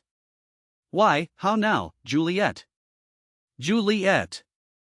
Madam, I am not well. Lady Capulet. Evermore weeping for your cousin's death? What, wilt thou wash him from his grave with tears? And if thou couldst not make him live. Therefore have done, some grief shows much of love, but much of grief shows still some want of wit. Juliet. Yet let me weep for such a feeling loss. Lady Capulet. so shall you feel the loss, but not the friend which you weep for. Juliet. Feeling so the loss, I cannot choose but ever weep the friend. Lady Capulet. Well, girl, thou weepst not so much for his death as that the villain lives which slaughtered him. Juliet. What villain, madam? Lady Capulet. That same villain Romeo. Juliet. Villain, and he be many miles asunder. God pardon him. I do, with all my heart. And yet no man like he doth grieve my heart. Lady Capulet. That is because the traitor murderer lives. Juliet. I, madam, from the reach of these my hands. Would none but I might venge my cousin's death. Lady Capulet. We will have vengeance for it, fear thou not. Then weep no more. I'll send to one in Mantua, where that same banished runagate doth live, shall give him such an unaccustomed dram that he shall soon keep Tybalt company, and then I hope thou wilt be satisfied. Juliet. Indeed I never shall be satisfied with Romeo till I behold him dead, is my poor heart so for a kinsman vexed. Madam, if you could find out but a man to bear a poison, I would temper it, that Romeo should upon receipt thereof, soon sleep in quiet. Oh, how my heart abhors to hear him named, and cannot come to him, to wreak the love I bore my cousin upon his body that hath slaughtered him. Lady Capulet. Find thou the means, and I'll find such a man. But now I'll tell thee joyful tidings, girl. Juliet. And joy comes well in such a needy time. What are they, I beseech your ladyship? Lady Capulet. Well, thou hast a careful father, child, one who to put thee from thy heaviness, hath sorted out a sudden day of joy, that thou expects not, nor I look not for. Juliet. Madam, in happy time, what day is that? Lady Capulet. Marry, my child, early next Thursday morn the gallant, young, and noble gentleman, the County Paris, at St. Peter's Church, shall happily make thee there a joyful bride. Juliet. Now by St. Peter's Church, and Peter too, he shall not make me there a joyful bride. I wonder at this haste, that I must wed ere he that should be husband comes to woo. I pray you tell my lord and father, madam, I will not marry yet, and when I do, I swear it shall be Romeo, whom you know I hate, rather than Paris. These are news indeed. Lady Capulet. Here comes your father, tell him so yourself, and see how he will take it at your hands. Enter Capulet and nurse. Capulet. When the sun sets, the air doth drizzle dew, but for the sunset of my brother's son it rains downright. How now? A conduit, girl? What, still in tears? Evermore showering? In one little body thou counterfeits a bark, a sea, a wind. For still thy eyes, which I may call the sea, do ebb and flow with tears, the bark thy body is, sailing in this salt flood, the winds, thy sighs, who raging with thy tears and they with them, without a sudden calm will overset thy tempest-tossed body. How now, wife? Have you delivered to her our decree? Lady Capulet. Aye, sir, but she will none, she gives you thanks. I would the fool were married to her grave. Capulet. Soft. Take me with you, wife. How, will she none? Doth she not give us thanks? Is she not proud? Doth she not count her blessed, unworthy as she is, that we have wrought so worthy a gentleman to be her bridegroom? Juliet. Not proud you have, but thankful that you have. Proud can I never be of what I hate, but thankful even for hate that is meant love. Capulet. How now, chopped logic. What is this? Proud, and, I thank you, and I thank you not, and yet not proud. Mistress minion you, thank me no thankings, nor proud me no prouds, but feddle your fine joints gainst Thursday next to go with Paris to St. Peter's Church, or I will drag thee on a hurdle thither. Out, you green sickness carrion. Out, you baggage. You tallow face. Lady Capulet. Fie. What, are you mad? Juliet. Good father, I beseech you on my knees, hear me with patience but to speak a word. Capulet. Hang the young baggage, disobedient wretch. I tell thee what, get thee to church a Thursday, or never after look me in the face. Speak not, reply not, do not answer me. My fingers itch. Wife, we scarce thought us blessed that God had lent us but this only child, but now I see this one is one too much, and that we have a curse in having her. Out on her, Hilding. Nurse. God in heaven bless her. You are to blame, my lord, to rate her so. Capulet. And why, my lady Wisdom? Hold your tongue, good Prudence, smatter with your gossips, go. Nurse. I speak no treason. Capulet. O God ye good N. Nurse. May not one speak? Capulet. Peace, you mumbling fool. Utter your gravity o'er a gossip's bowl, for here we need it not. Lady Capulet. You are too hot. Capulet. God's bread, it makes me mad. Day, night, hour, ride, time, work, play, alone, in company, still my care hath been to have her matched, and having now provided a gentleman of noble parentage, of fair domains, youthful, and nobly allied, stuffed, as they say, with honorable parts, proportion as one's thought would wish a man, and then to have a wretched puling fool, a whining mammet, in her fortune's tender, to answer, I'll not wed, I cannot love, I am too young, I pray you pardon me. But, and you will not wed, I'll pardon you. Graze where you will, you shall not house with me. Look to't, think on't, I do not use to jest. Thursday is near, lay hand on heart, advise. And you be mine, I'll give you to my friend, and you be not, hang, beg, starve, die in the streets, for by my soul, I'll ne'er acknowledge thee, nor what is mine shall never do thee good. Trust it, bethink you, I'll not be forsworn. Exit. Juliet. Is there no pity sitting in the clouds, that sees into the bottom of my grief? O sweet my mother, cast me not away, delay this marriage for a month, a week, or, if you do not, make the bridal bed in that dim monument where Tybalt lies. Lady Capulet. Talk not to me, for I'll not speak a word. Do as thou wilt, for I have done with thee. Exit. Juliet. O God. O nurse, how shall this be prevented? My husband is on earth, my faith in heaven. How shall that faith return again to earth, unless that husband send it me from heaven by leaving earth? Comfort me, counsel me.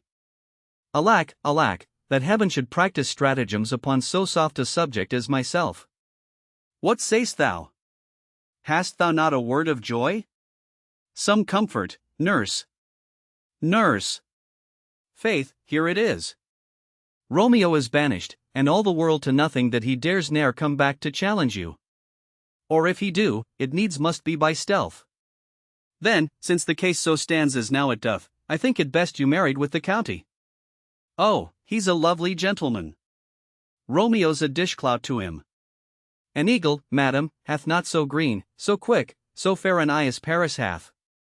Beshrew my very heart, I think you are happy in this second match, for it excels your first, or if it did not, your first is dead, or 'twere as good he were, as living here and you no use of him. Juliet. Speakest thou from thy heart? Nurse. And from my soul too, or else beshrew them both. Juliet. Amen. Nurse. What? Juliet. Well, thou hast comforted me marvellous much. Go in, and tell my lady I am gone, having displeased my father, to Lawrence cell, to make confession and to be absolved. Nurse. Marry, I will, and this is wisely done. Exit. Juliet. Ancient damnation. O most wicked fiend! Is it more sin to wish me thus forsworn, or to dispraise my lord with that same tongue which she hath praised him with above compare so many thousand times? Go, counselor. Thou and my bosom henceforth shall be twain. I'll to the friar to know his remedy. If all else fail, myself have power to die. Exit. Act 4. Scene I of Friar Lawrence's cell. Enter Friar Lawrence in Paris. Friar Lawrence. On Thursday, sir? The time is very short. Paris. My father Capulet will have it so, and I am nothing slow to slack his haste. Friar Lawrence. You say you do not know the lady's mind. Uneven is the course, I like it not. Paris. Immoderately she weeps for Tybalt's death, and therefore have I little talked of love, for Venus smiles not in a house of tears. Now, sir, her father counts it dangerous that she do give her sorrow so much sway, and in his wisdom hastes our marriage, to stop the inundation of her tears, which, too much minded by herself alone, may be put from her by society. Now do you know the reason of this haste? Friar Lawrence. Aside, I would I knew not why it should be slow to, look, sir, here comes the lady toward my cell. Enter Juliet. Paris. Happily met, my lady and my wife. Juliet. That may be, sir, when I may be a wife. Paris. That may be, must be, love, on Thursday next. Juliet. What must be shall be. Friar Lawrence. That's a certain text. Paris. Come you to make confession to this father? Juliet. To answer that, I should confess to you. Paris. Do not deny to him that you love me. Juliet. I will confess to you that I love him. Paris. So will ye, I am sure, that you love me. Juliet. If I do so, it will be of more price, being spoke behind your back than to your face. Paris. Poor soul, thy face is much abused with tears. Juliet. The tears have got small victory by that, for it was bad enough before their spite. Paris. Thou wrongstest more than tears with that report. Juliet. That is no slander, sir, which is a truth, and what I spake it to my face. Paris. Thy face is mine, and thou hast slandered it. Juliet. It may be so, for it is not mine own.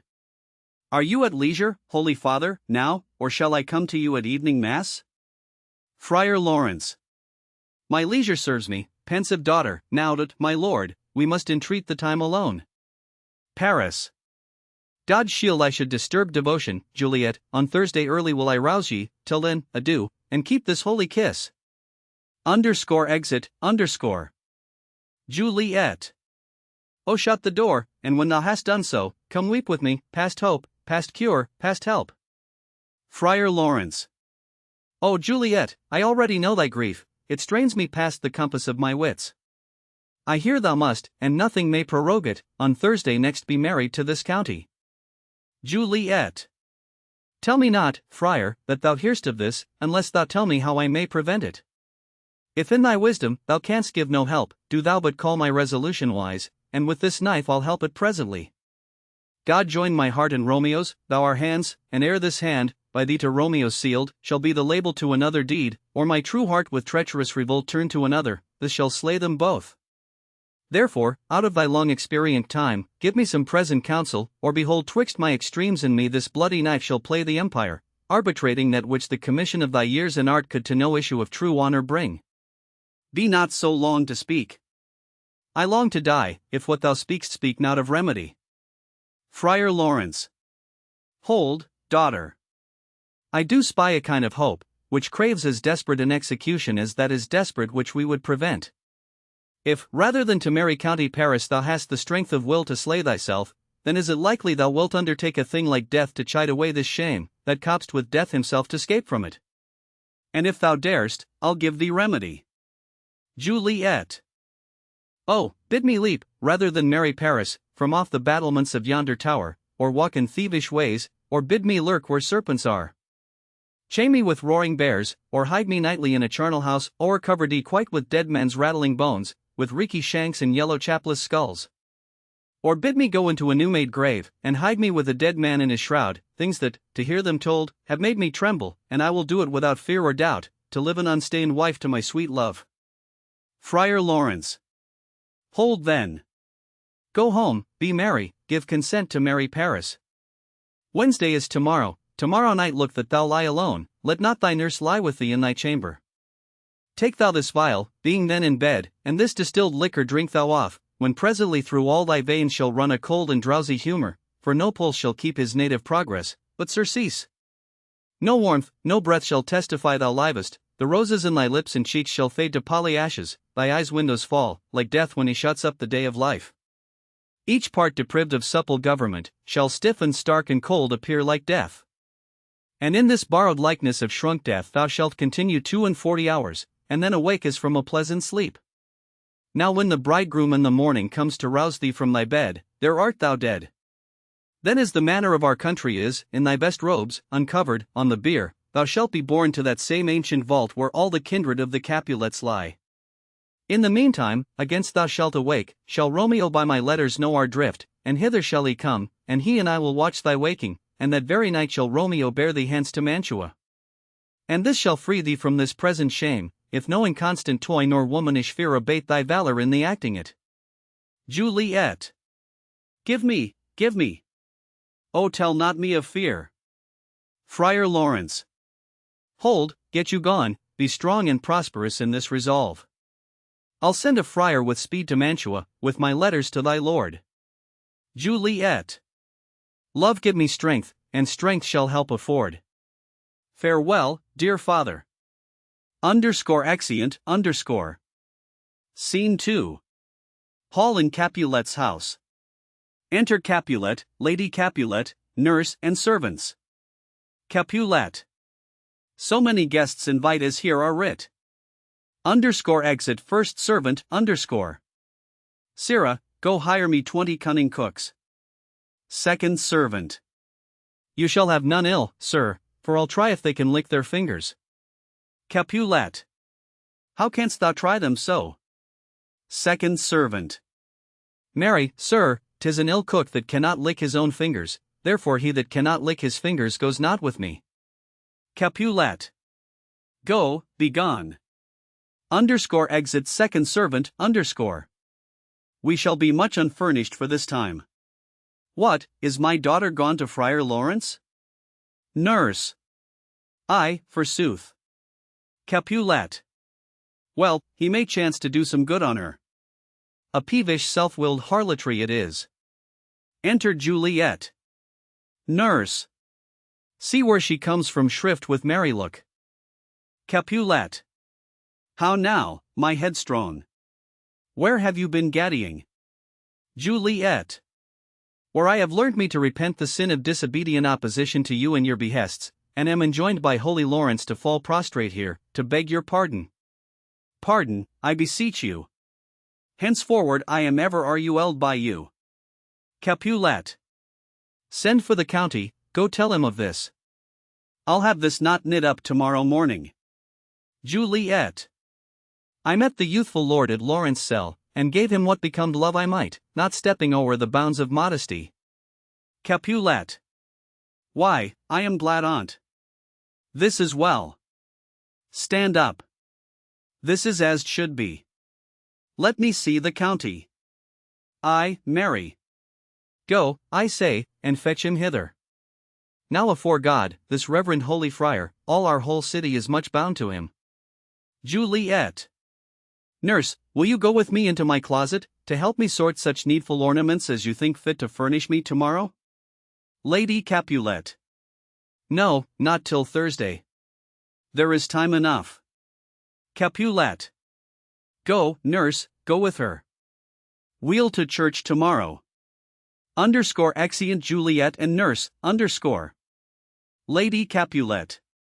We shall be short in our provision, 'tis now near night. Capulet.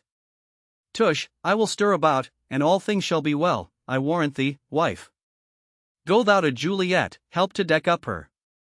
I'll not to bed tonight, let me alone.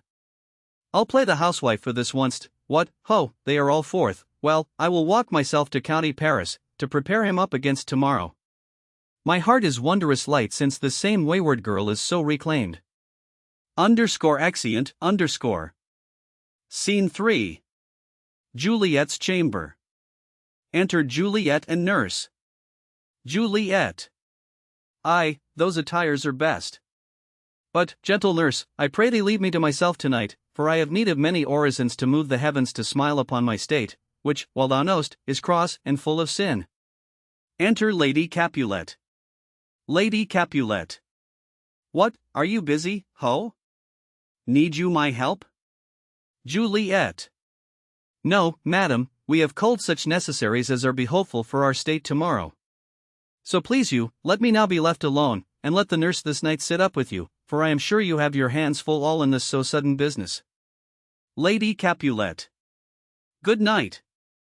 Get thee to bed and rest, for thou hast need. Exeunt Lady Capulet and nurse, Juliet. Farewell.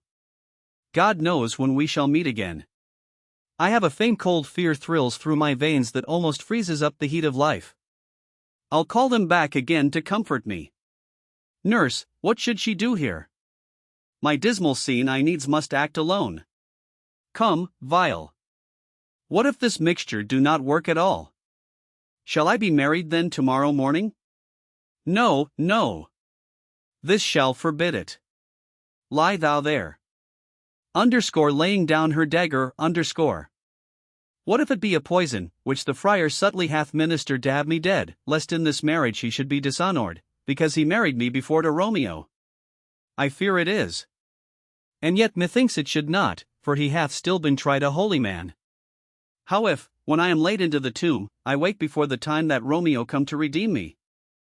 There's a fearful point. Shall I not then be stifled in the vault, to whose foul mouth no healthsome air breathes in, and there die strangled ere my Romeo comes? Or, if I live, is it not very like the horrible conceit of death and night, together with the terror of the place, as in a vault, an ancient receptacle, where for this many hundred years the bones of all my buried ancestors are packed, where bloody Tybalt, yet but green in earth, lies festering in his shroud, where, as they say, at some hours in the night spirits resort, alack, alack, is it not like that I, so early waking, what with loathsome smells, and shrieks like mandrakes torn out of the earth, that living mortals, hearing them, run mad? Oh, if I wake, shall I not be distraught, environed with all these hideous fears, and madly play with my forefathers' joints? And pluck the mangled Tybalt from his shroud? And, in this rage, with some great kinsman's bone, as with a club, dash out my desperate brains? Oh look, methinks I see my cousin's ghost seeking out Romeo that did spit his body upon a rapier's point. Stay, Tybalt, stay. Romeo, Romeo, Romeo, here's drink. I drink to thee. Throws herself on the bed, Scene 4. Hall in Capulet's house. Enter Lady Capulet and nurse. Lady Capulet. Hold, take these keys and fetch more spices, nurse. Nurse. They call for dates and quinces in the pastry. Enter Capulet. Capulet. Come, stir, stir, stir. The second cock hath crowed, the curfew bell hath rung, 'tis 3 o'clock. Look to the bocked meats, good Angelica, spare not for cost. Nurse. Go, you cock queen, go, get you to bed, faith, you'll be sick tomorrow for this night's watching. Capulet. No, not a whit. What? I have watched ere now all night for lesser cause, and ne'er been sick. Lady Capulet. Aye, you have been a mouse hunt in your time, but I will watch you from such watching now. Exeunt Lady Capulet and nurse, Capulet. A jealous hood, a jealous hood. Enter servants, with spits, logs and baskets. Now, fellow, what's there? First servant. Things for the cook, sir, but I know not what. Capulet. Make haste, make haste. Exit first servant, Sirrah, fetch dryer logs. Call Peter, he will show thee where they are. Second servant. I have a head, sir, that will find out logs and never trouble Peter for the matter. Exit, Capulet. Masson well said, a merry whoreson, ha. Thou shalt be loggerhead. Good faith, 'tis day. The county will be here with music straight, for so he said he would. I hear him near. Play music, Nurse. Wife. What, ho? What, nurse, I say. Re-enter nurse. Go waken Juliet, go and trim her up. I'll go and chat with Paris. Hi, make haste, the bridegroom he is come already. Make haste I say. Exeunt, Scene VE Juliet's chamber, Juliet on the bed. Enter nurse. Nurse. Mistress. What, mistress? Juliet. Fast, I warrant her, she. Why, lamb, why, lady, fie, you slugabid. Why, love, I say. Madam. Sweetheart. Why, bride. What, not a word. You take your pennyworths now.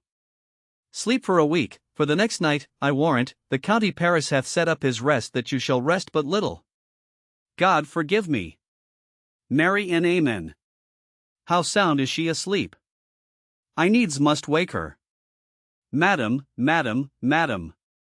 Aye, let the county take you in your bed, he'll fright you up, I faith. Will it not be? What, dressed, and in your clothes, and down again? I must needs wake you. Lady! Lady! Lady! Alas, alas! Help, help! My lady's dead! Oh, well a day that ever I was born! Some aqua vitae, ho! My lord!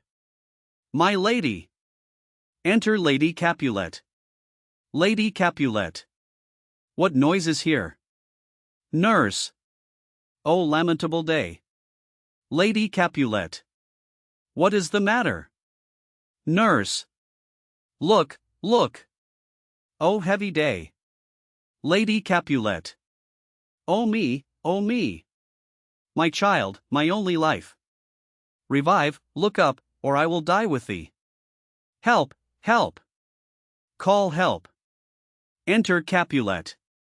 Capulet. For shame, bring Juliet forth, her lord is come. Nurse. She's dead, deceased, she's dead, alack the day. Lady Capulet. Alack the day, she's dead, she's dead, she's dead. Capulet. Ha! Let me see her. Out alas! She's cold, her blood is settled and her joints are stiff. Life and these lips have long been separated. Death lies on her like an untimely frost upon the sweetest flower of all the field. Nurse.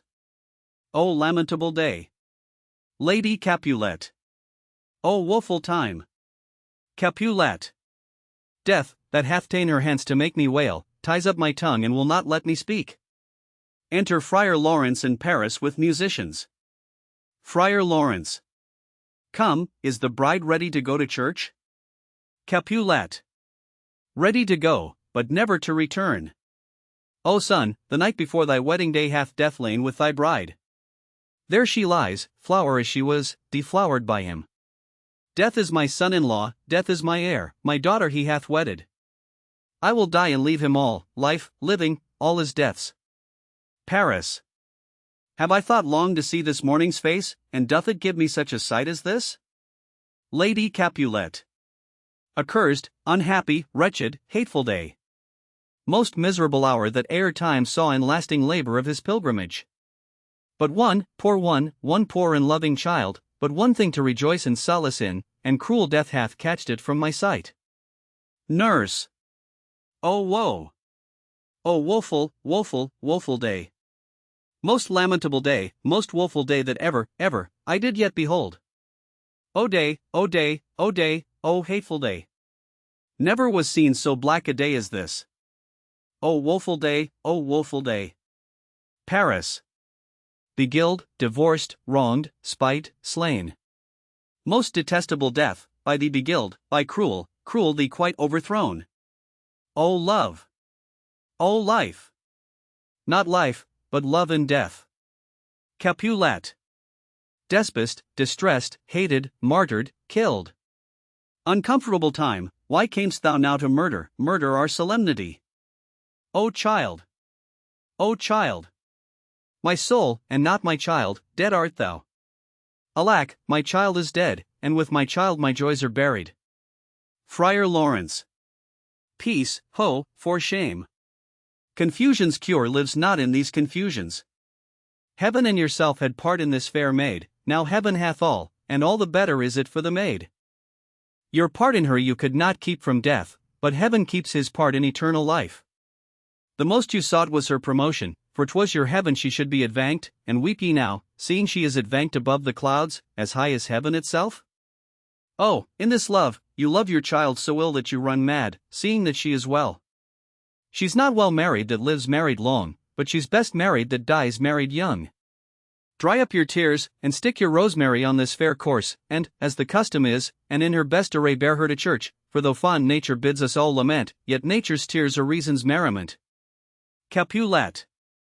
All things that we ordained festival turn from their office to black funeral, our instruments to melancholy bells, our wedding cheer to a sad burial feast, our solemn hymns to sullen dirges change, our bridal flowers serve for a buried corse, and all things change them to the contrary. Friar Lawrence. Sir, go you in, and, madam, go with him, and go, Sir Paris, everyone prepare to follow this fair course unto her grave. The heavens do lower upon you for some ill, move them no more by crossing their high will. Exeunt Capulet, Lady Capulet, Paris, and Friar. First Musician. Faith, we may put up our pipes and be gone. Nurse.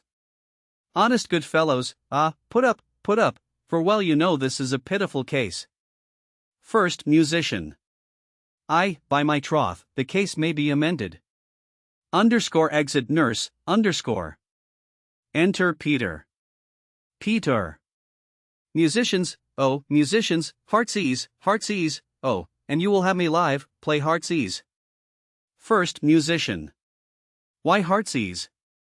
Peter. Oh musicians, because my heart itself plays, my heart is full. Oh play me some merry dump to comfort me. First Musician.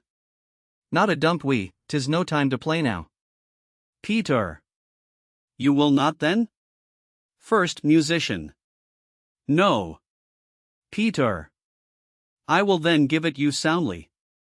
First Musician. What will you give us? Peter. No money, on my faith, but the gleek.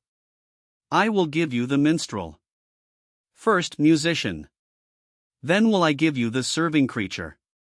Peter. Then will I lay the serving creature's dagger on your pate.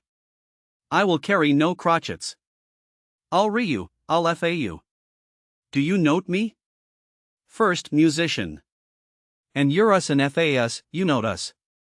Second Musician. Pray you put up your dagger, and put out your wit. Peter. Then have it you with my wit. I will dry beat you with an iron wit, and put up my iron dagger. Answer me like men. When griping griefs the heart doth wound, and doleful dumps the mind oppress, then music with her silver sound. Why silver sound? Why music with her silver sound? What say you, Simon Catling? First Musician. Marry, sir, because silver hath a sweet sound. Peter. Prates. What say you, Hugh Rebeck? Second Musician. I say silver sound because musicians sound for silver. Peter. Prates too. What say you, James Soundpost? Third Musician. Faith, I know not what to say. Peter. Oh, I cry you mercy, you are the singer. I will say for you.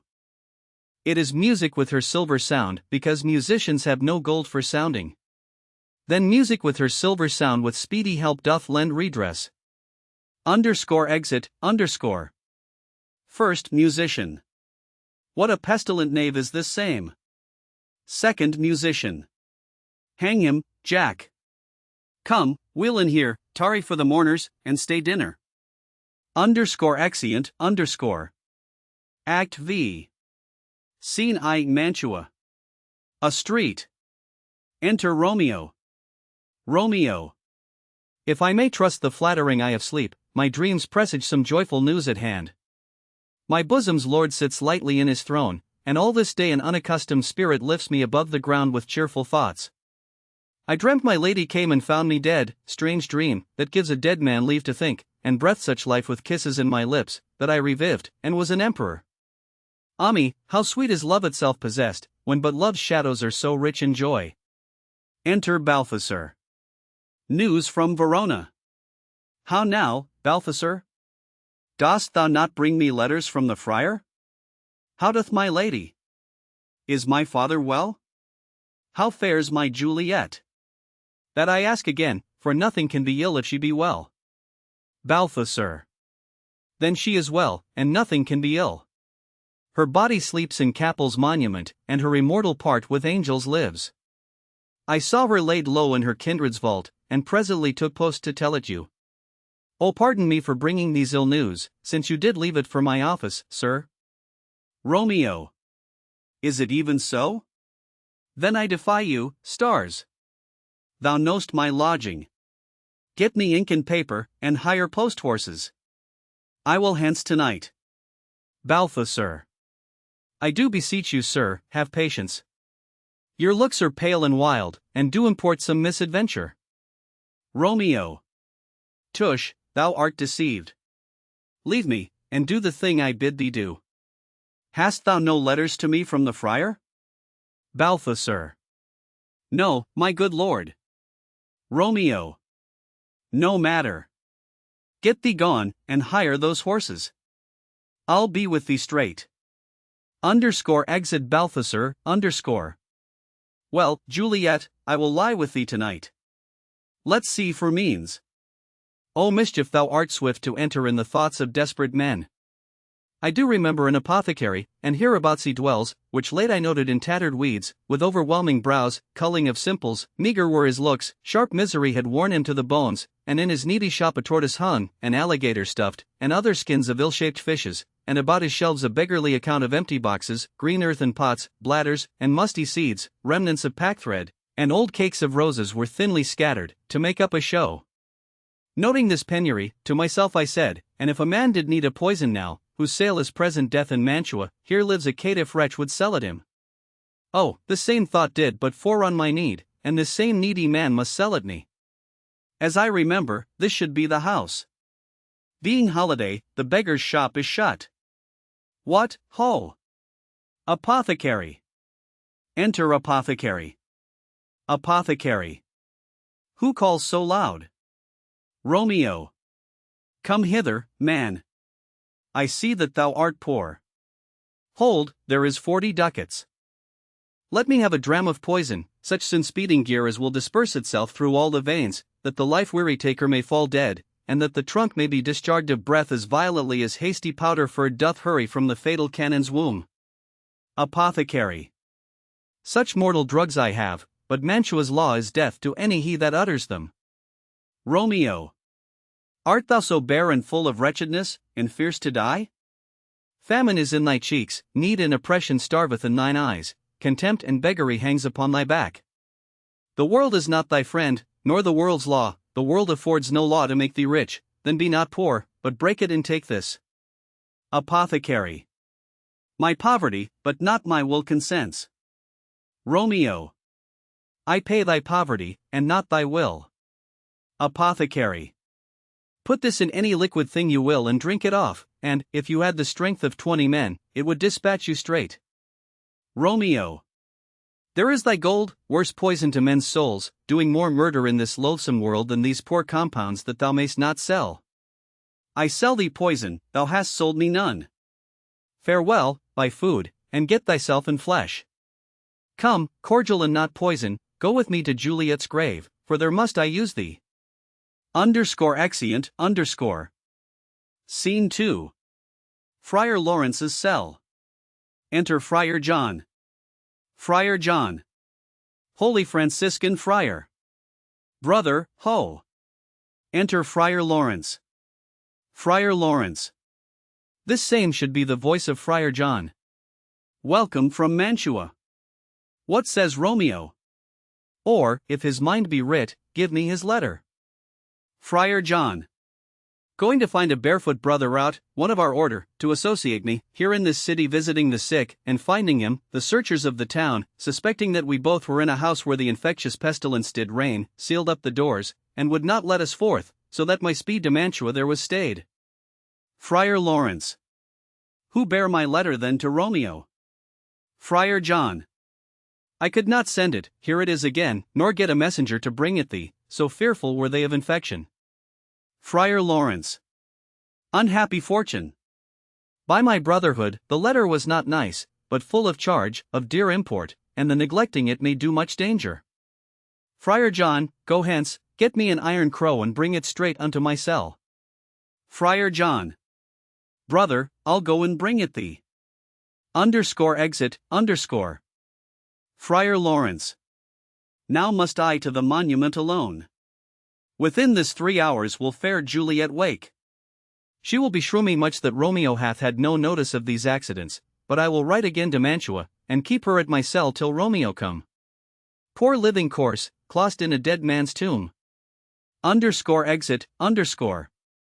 Scene 3. A churchyard, in it a monument belonging to the Capulets. Enter Paris, and his page bearing flowers and a torch. Paris. Give me thy torch, boy. Hanson, stand aloof. Yet put it out, for I would not be seen. Under yond yew tree lay thee all along, holding thy ear close to the hollow ground, so shall no foot upon the churchyard tread, being loose, unfirm, with digging up of graves, but thou shalt hear it. Whistle then to me, as signal that thou hear'st something approach. Give me those flowers. Do as I bid thee, go. Page. Aside, I am almost afraid to stand alone here in the churchyard, yet I will adventure. Retires, Paris. Sweet flower, with flowers thy bridal bed I strew. Oh woe, thy canopy is dust and stones, which with sweet water nightly I will do, or wanting that, with tears distilled by moans. The obsequies that I for thee will keep, nightly shall be to strew thy grave and weep. The page whistles, The boy gives warning something doth approach. What cursed foot wanders this way tonight, to cross my obsequies in true love's right? What, with a torch? Muffle me, night, awhile. Retires, Enter Romeo and Balthazar with a torch, mattock, and see, Romeo. Give me that mattock and the wrenching iron. Hold, take this letter, early in the morning see thou deliver it to my lord and father. Give me the light, upon thy life I charge thee, whatever thou hearst or sayest, stand all aloof and do not interrupt me in my course. Why I descend into this bed of death is partly to behold my lady's face, but chiefly to take thence from her dead finger a precious ring, a ring that I must use in dear employment. Therefore hence, be gone. But if thou jealous dost return to pry in what I further shall intend to do, by heaven I will tear thee joint by joint, and strew this hungry churchyard with thy limbs. The time and my intents are savage wild, more fierce and more inexorable far than empty tigers or the roaring sea. Balthazar. I will be gone, sir, and not trouble you. Romeo. So shalt thou show me friendship. Take thou that. Live, and be prosperous, and farewell, good fellow. Balthazar. For all this same, I'll hide me hereabout. His looks I fear, and his intents I doubt. Retires. Romeo. Thou detestable maw, thou womb of death, gorged with the dearest morsel of the earth, thus I enforce thy rotten jaws to open. Breaking open the door of the monument, And in despite, I'll cram thee with more food. Paris. This is that banished haughty Montague that murdered my love's cousin, with which grief, it is supposed, the fair creature died, and here is come to do some villainous shame to the dead bodies. I will apprehend him. Advances, Stop thy unhallowed toil, vile Montague. Can vengeance be pursued further than death? Condemned villain, I do apprehend thee. Obey, and go with me, for thou must die. Romeo. I must indeed, and therefore came I hither. Good gentle youth, tempt not a desperate man. Fly hence and leave me. Think upon these gone, let them affright thee. I beseech thee, youth, put not another sin upon my head by urging me to fury. O be gone. By heaven I love thee better than myself, for I come hither armed against myself. Stay not, be gone, live, and hereafter say, a madman's mercy bid thee run away. Paris. I do defy thy conjuration, and apprehend thee for a felon here. Romeo. Wilt thou provoke me?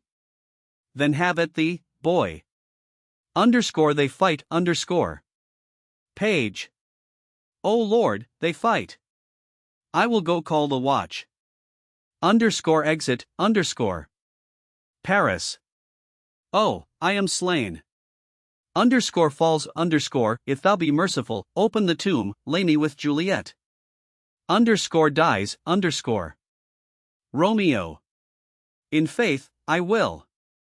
Let me peruse this face. Mercutio's kinsman, noble county Paris. What said my man, when my betossed soul did not attend him as we rode?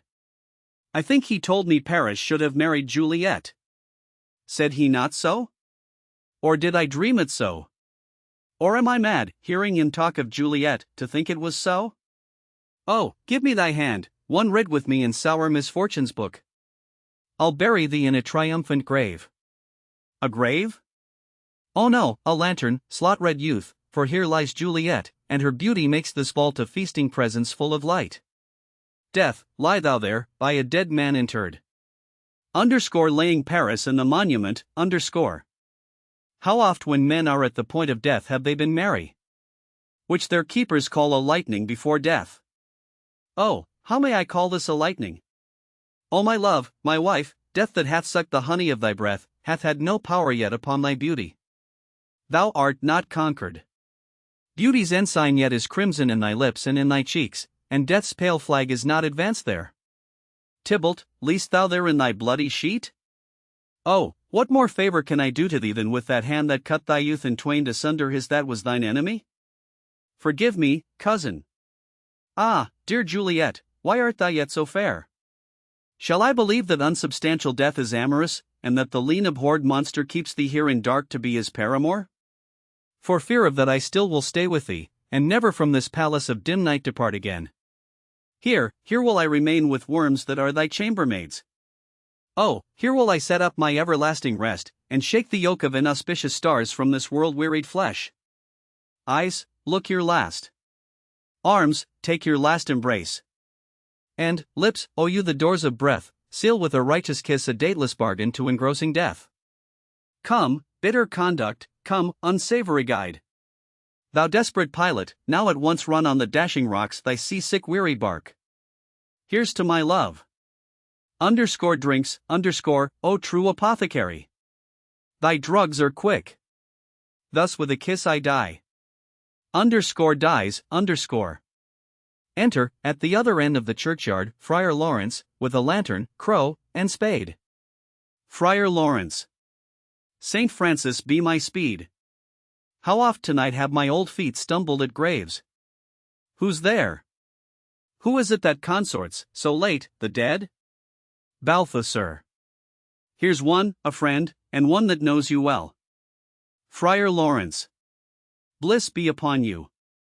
Tell me, good my friend, what torch is yon that vainly lends his light to grubs and eyeless skulls? As I discern, it burneth in the Capel's monument. Balthasar. It doth so, holy sir, and there's my master, one that you love. Friar Lawrence. Who is it? Balthasar. Romeo. Friar Lawrence. How long hath he been there? Balthasar. Full half an hour. Friar Lawrence. Go with me to the vault. Balthasar. I dare not, sir, my master knows not but I am gone hence, and fearfully did menace me with death if I did stay to look on his intents. Friar Lawrence. Stay then, I'll go alone. Fear comes upon me. Oh, much I fear some ill unlucky thing. Balthasar. As I did sleep under this yew tree here, I dreamt my master and another fought, and that my master slew him. Friar Lawrence. Romeo.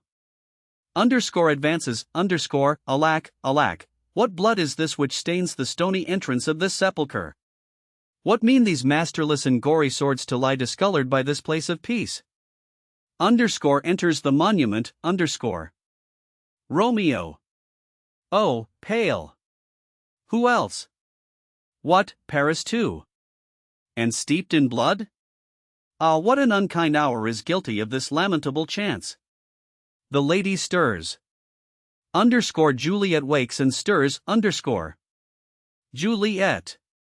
O comfortable friar, where is my lord? I do remember well where I should be, and there I am. Where is my Romeo? Underscore noise within, underscore.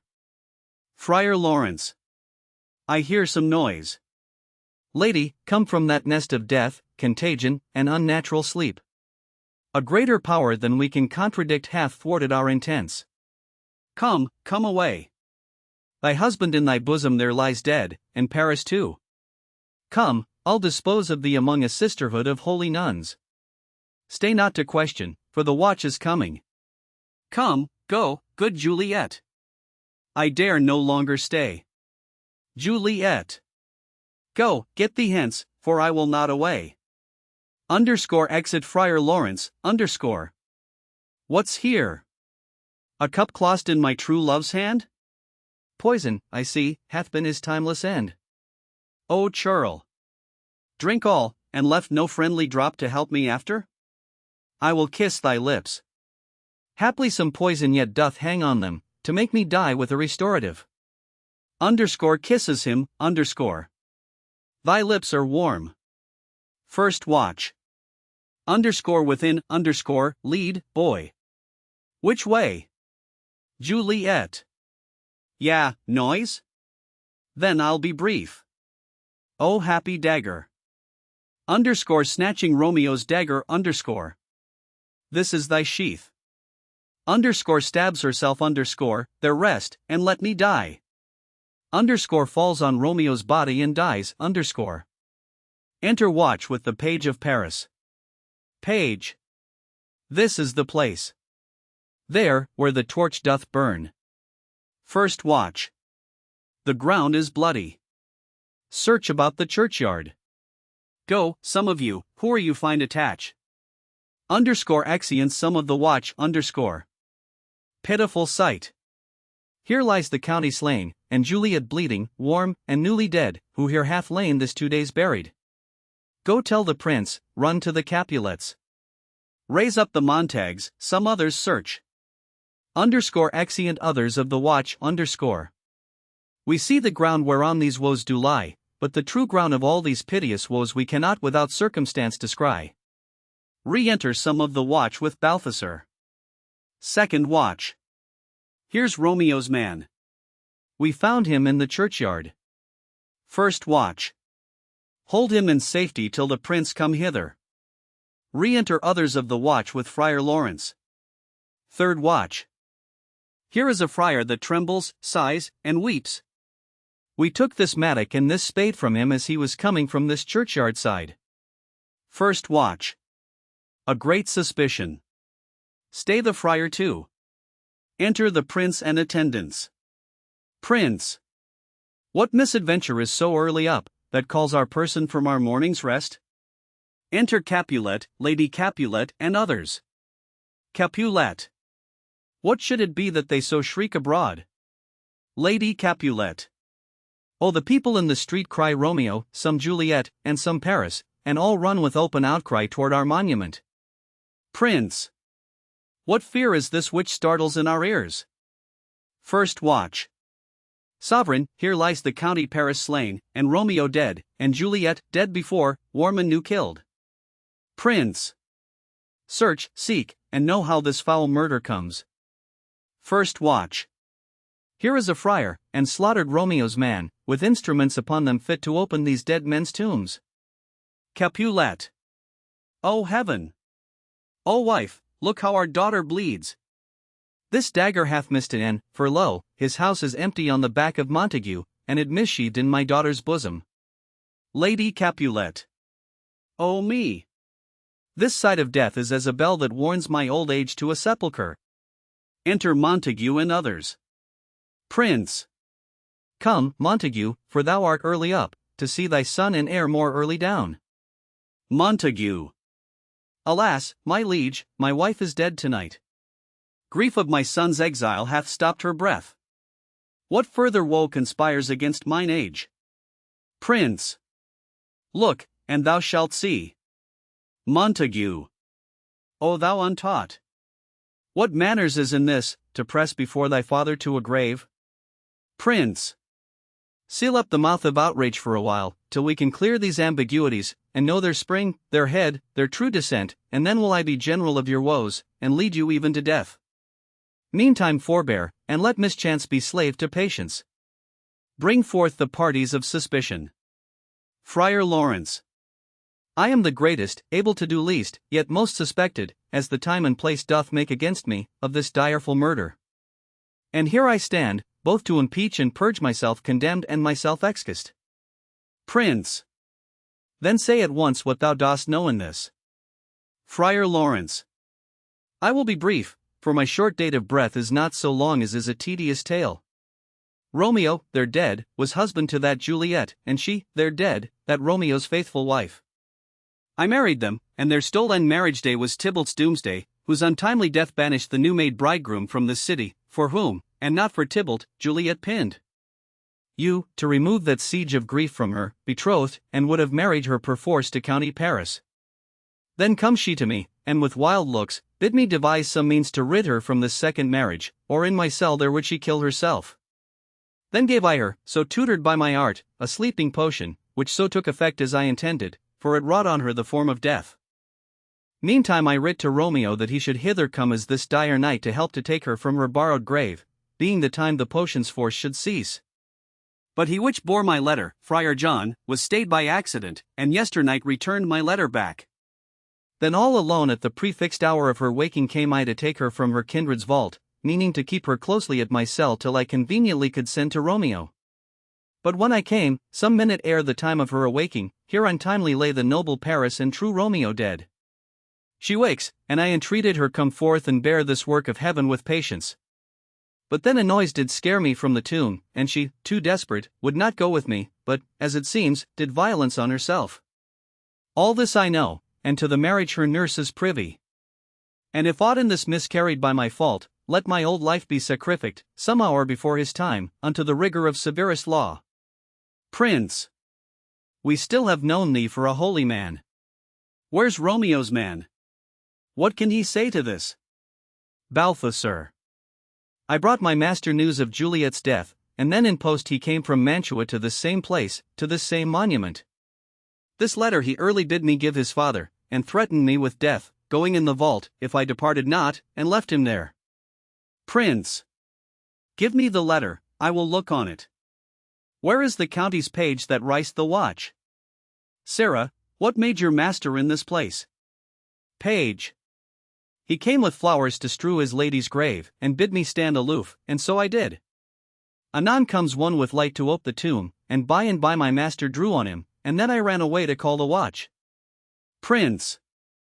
This letter doth make good the friar's words, their course of love, the tidings of her death.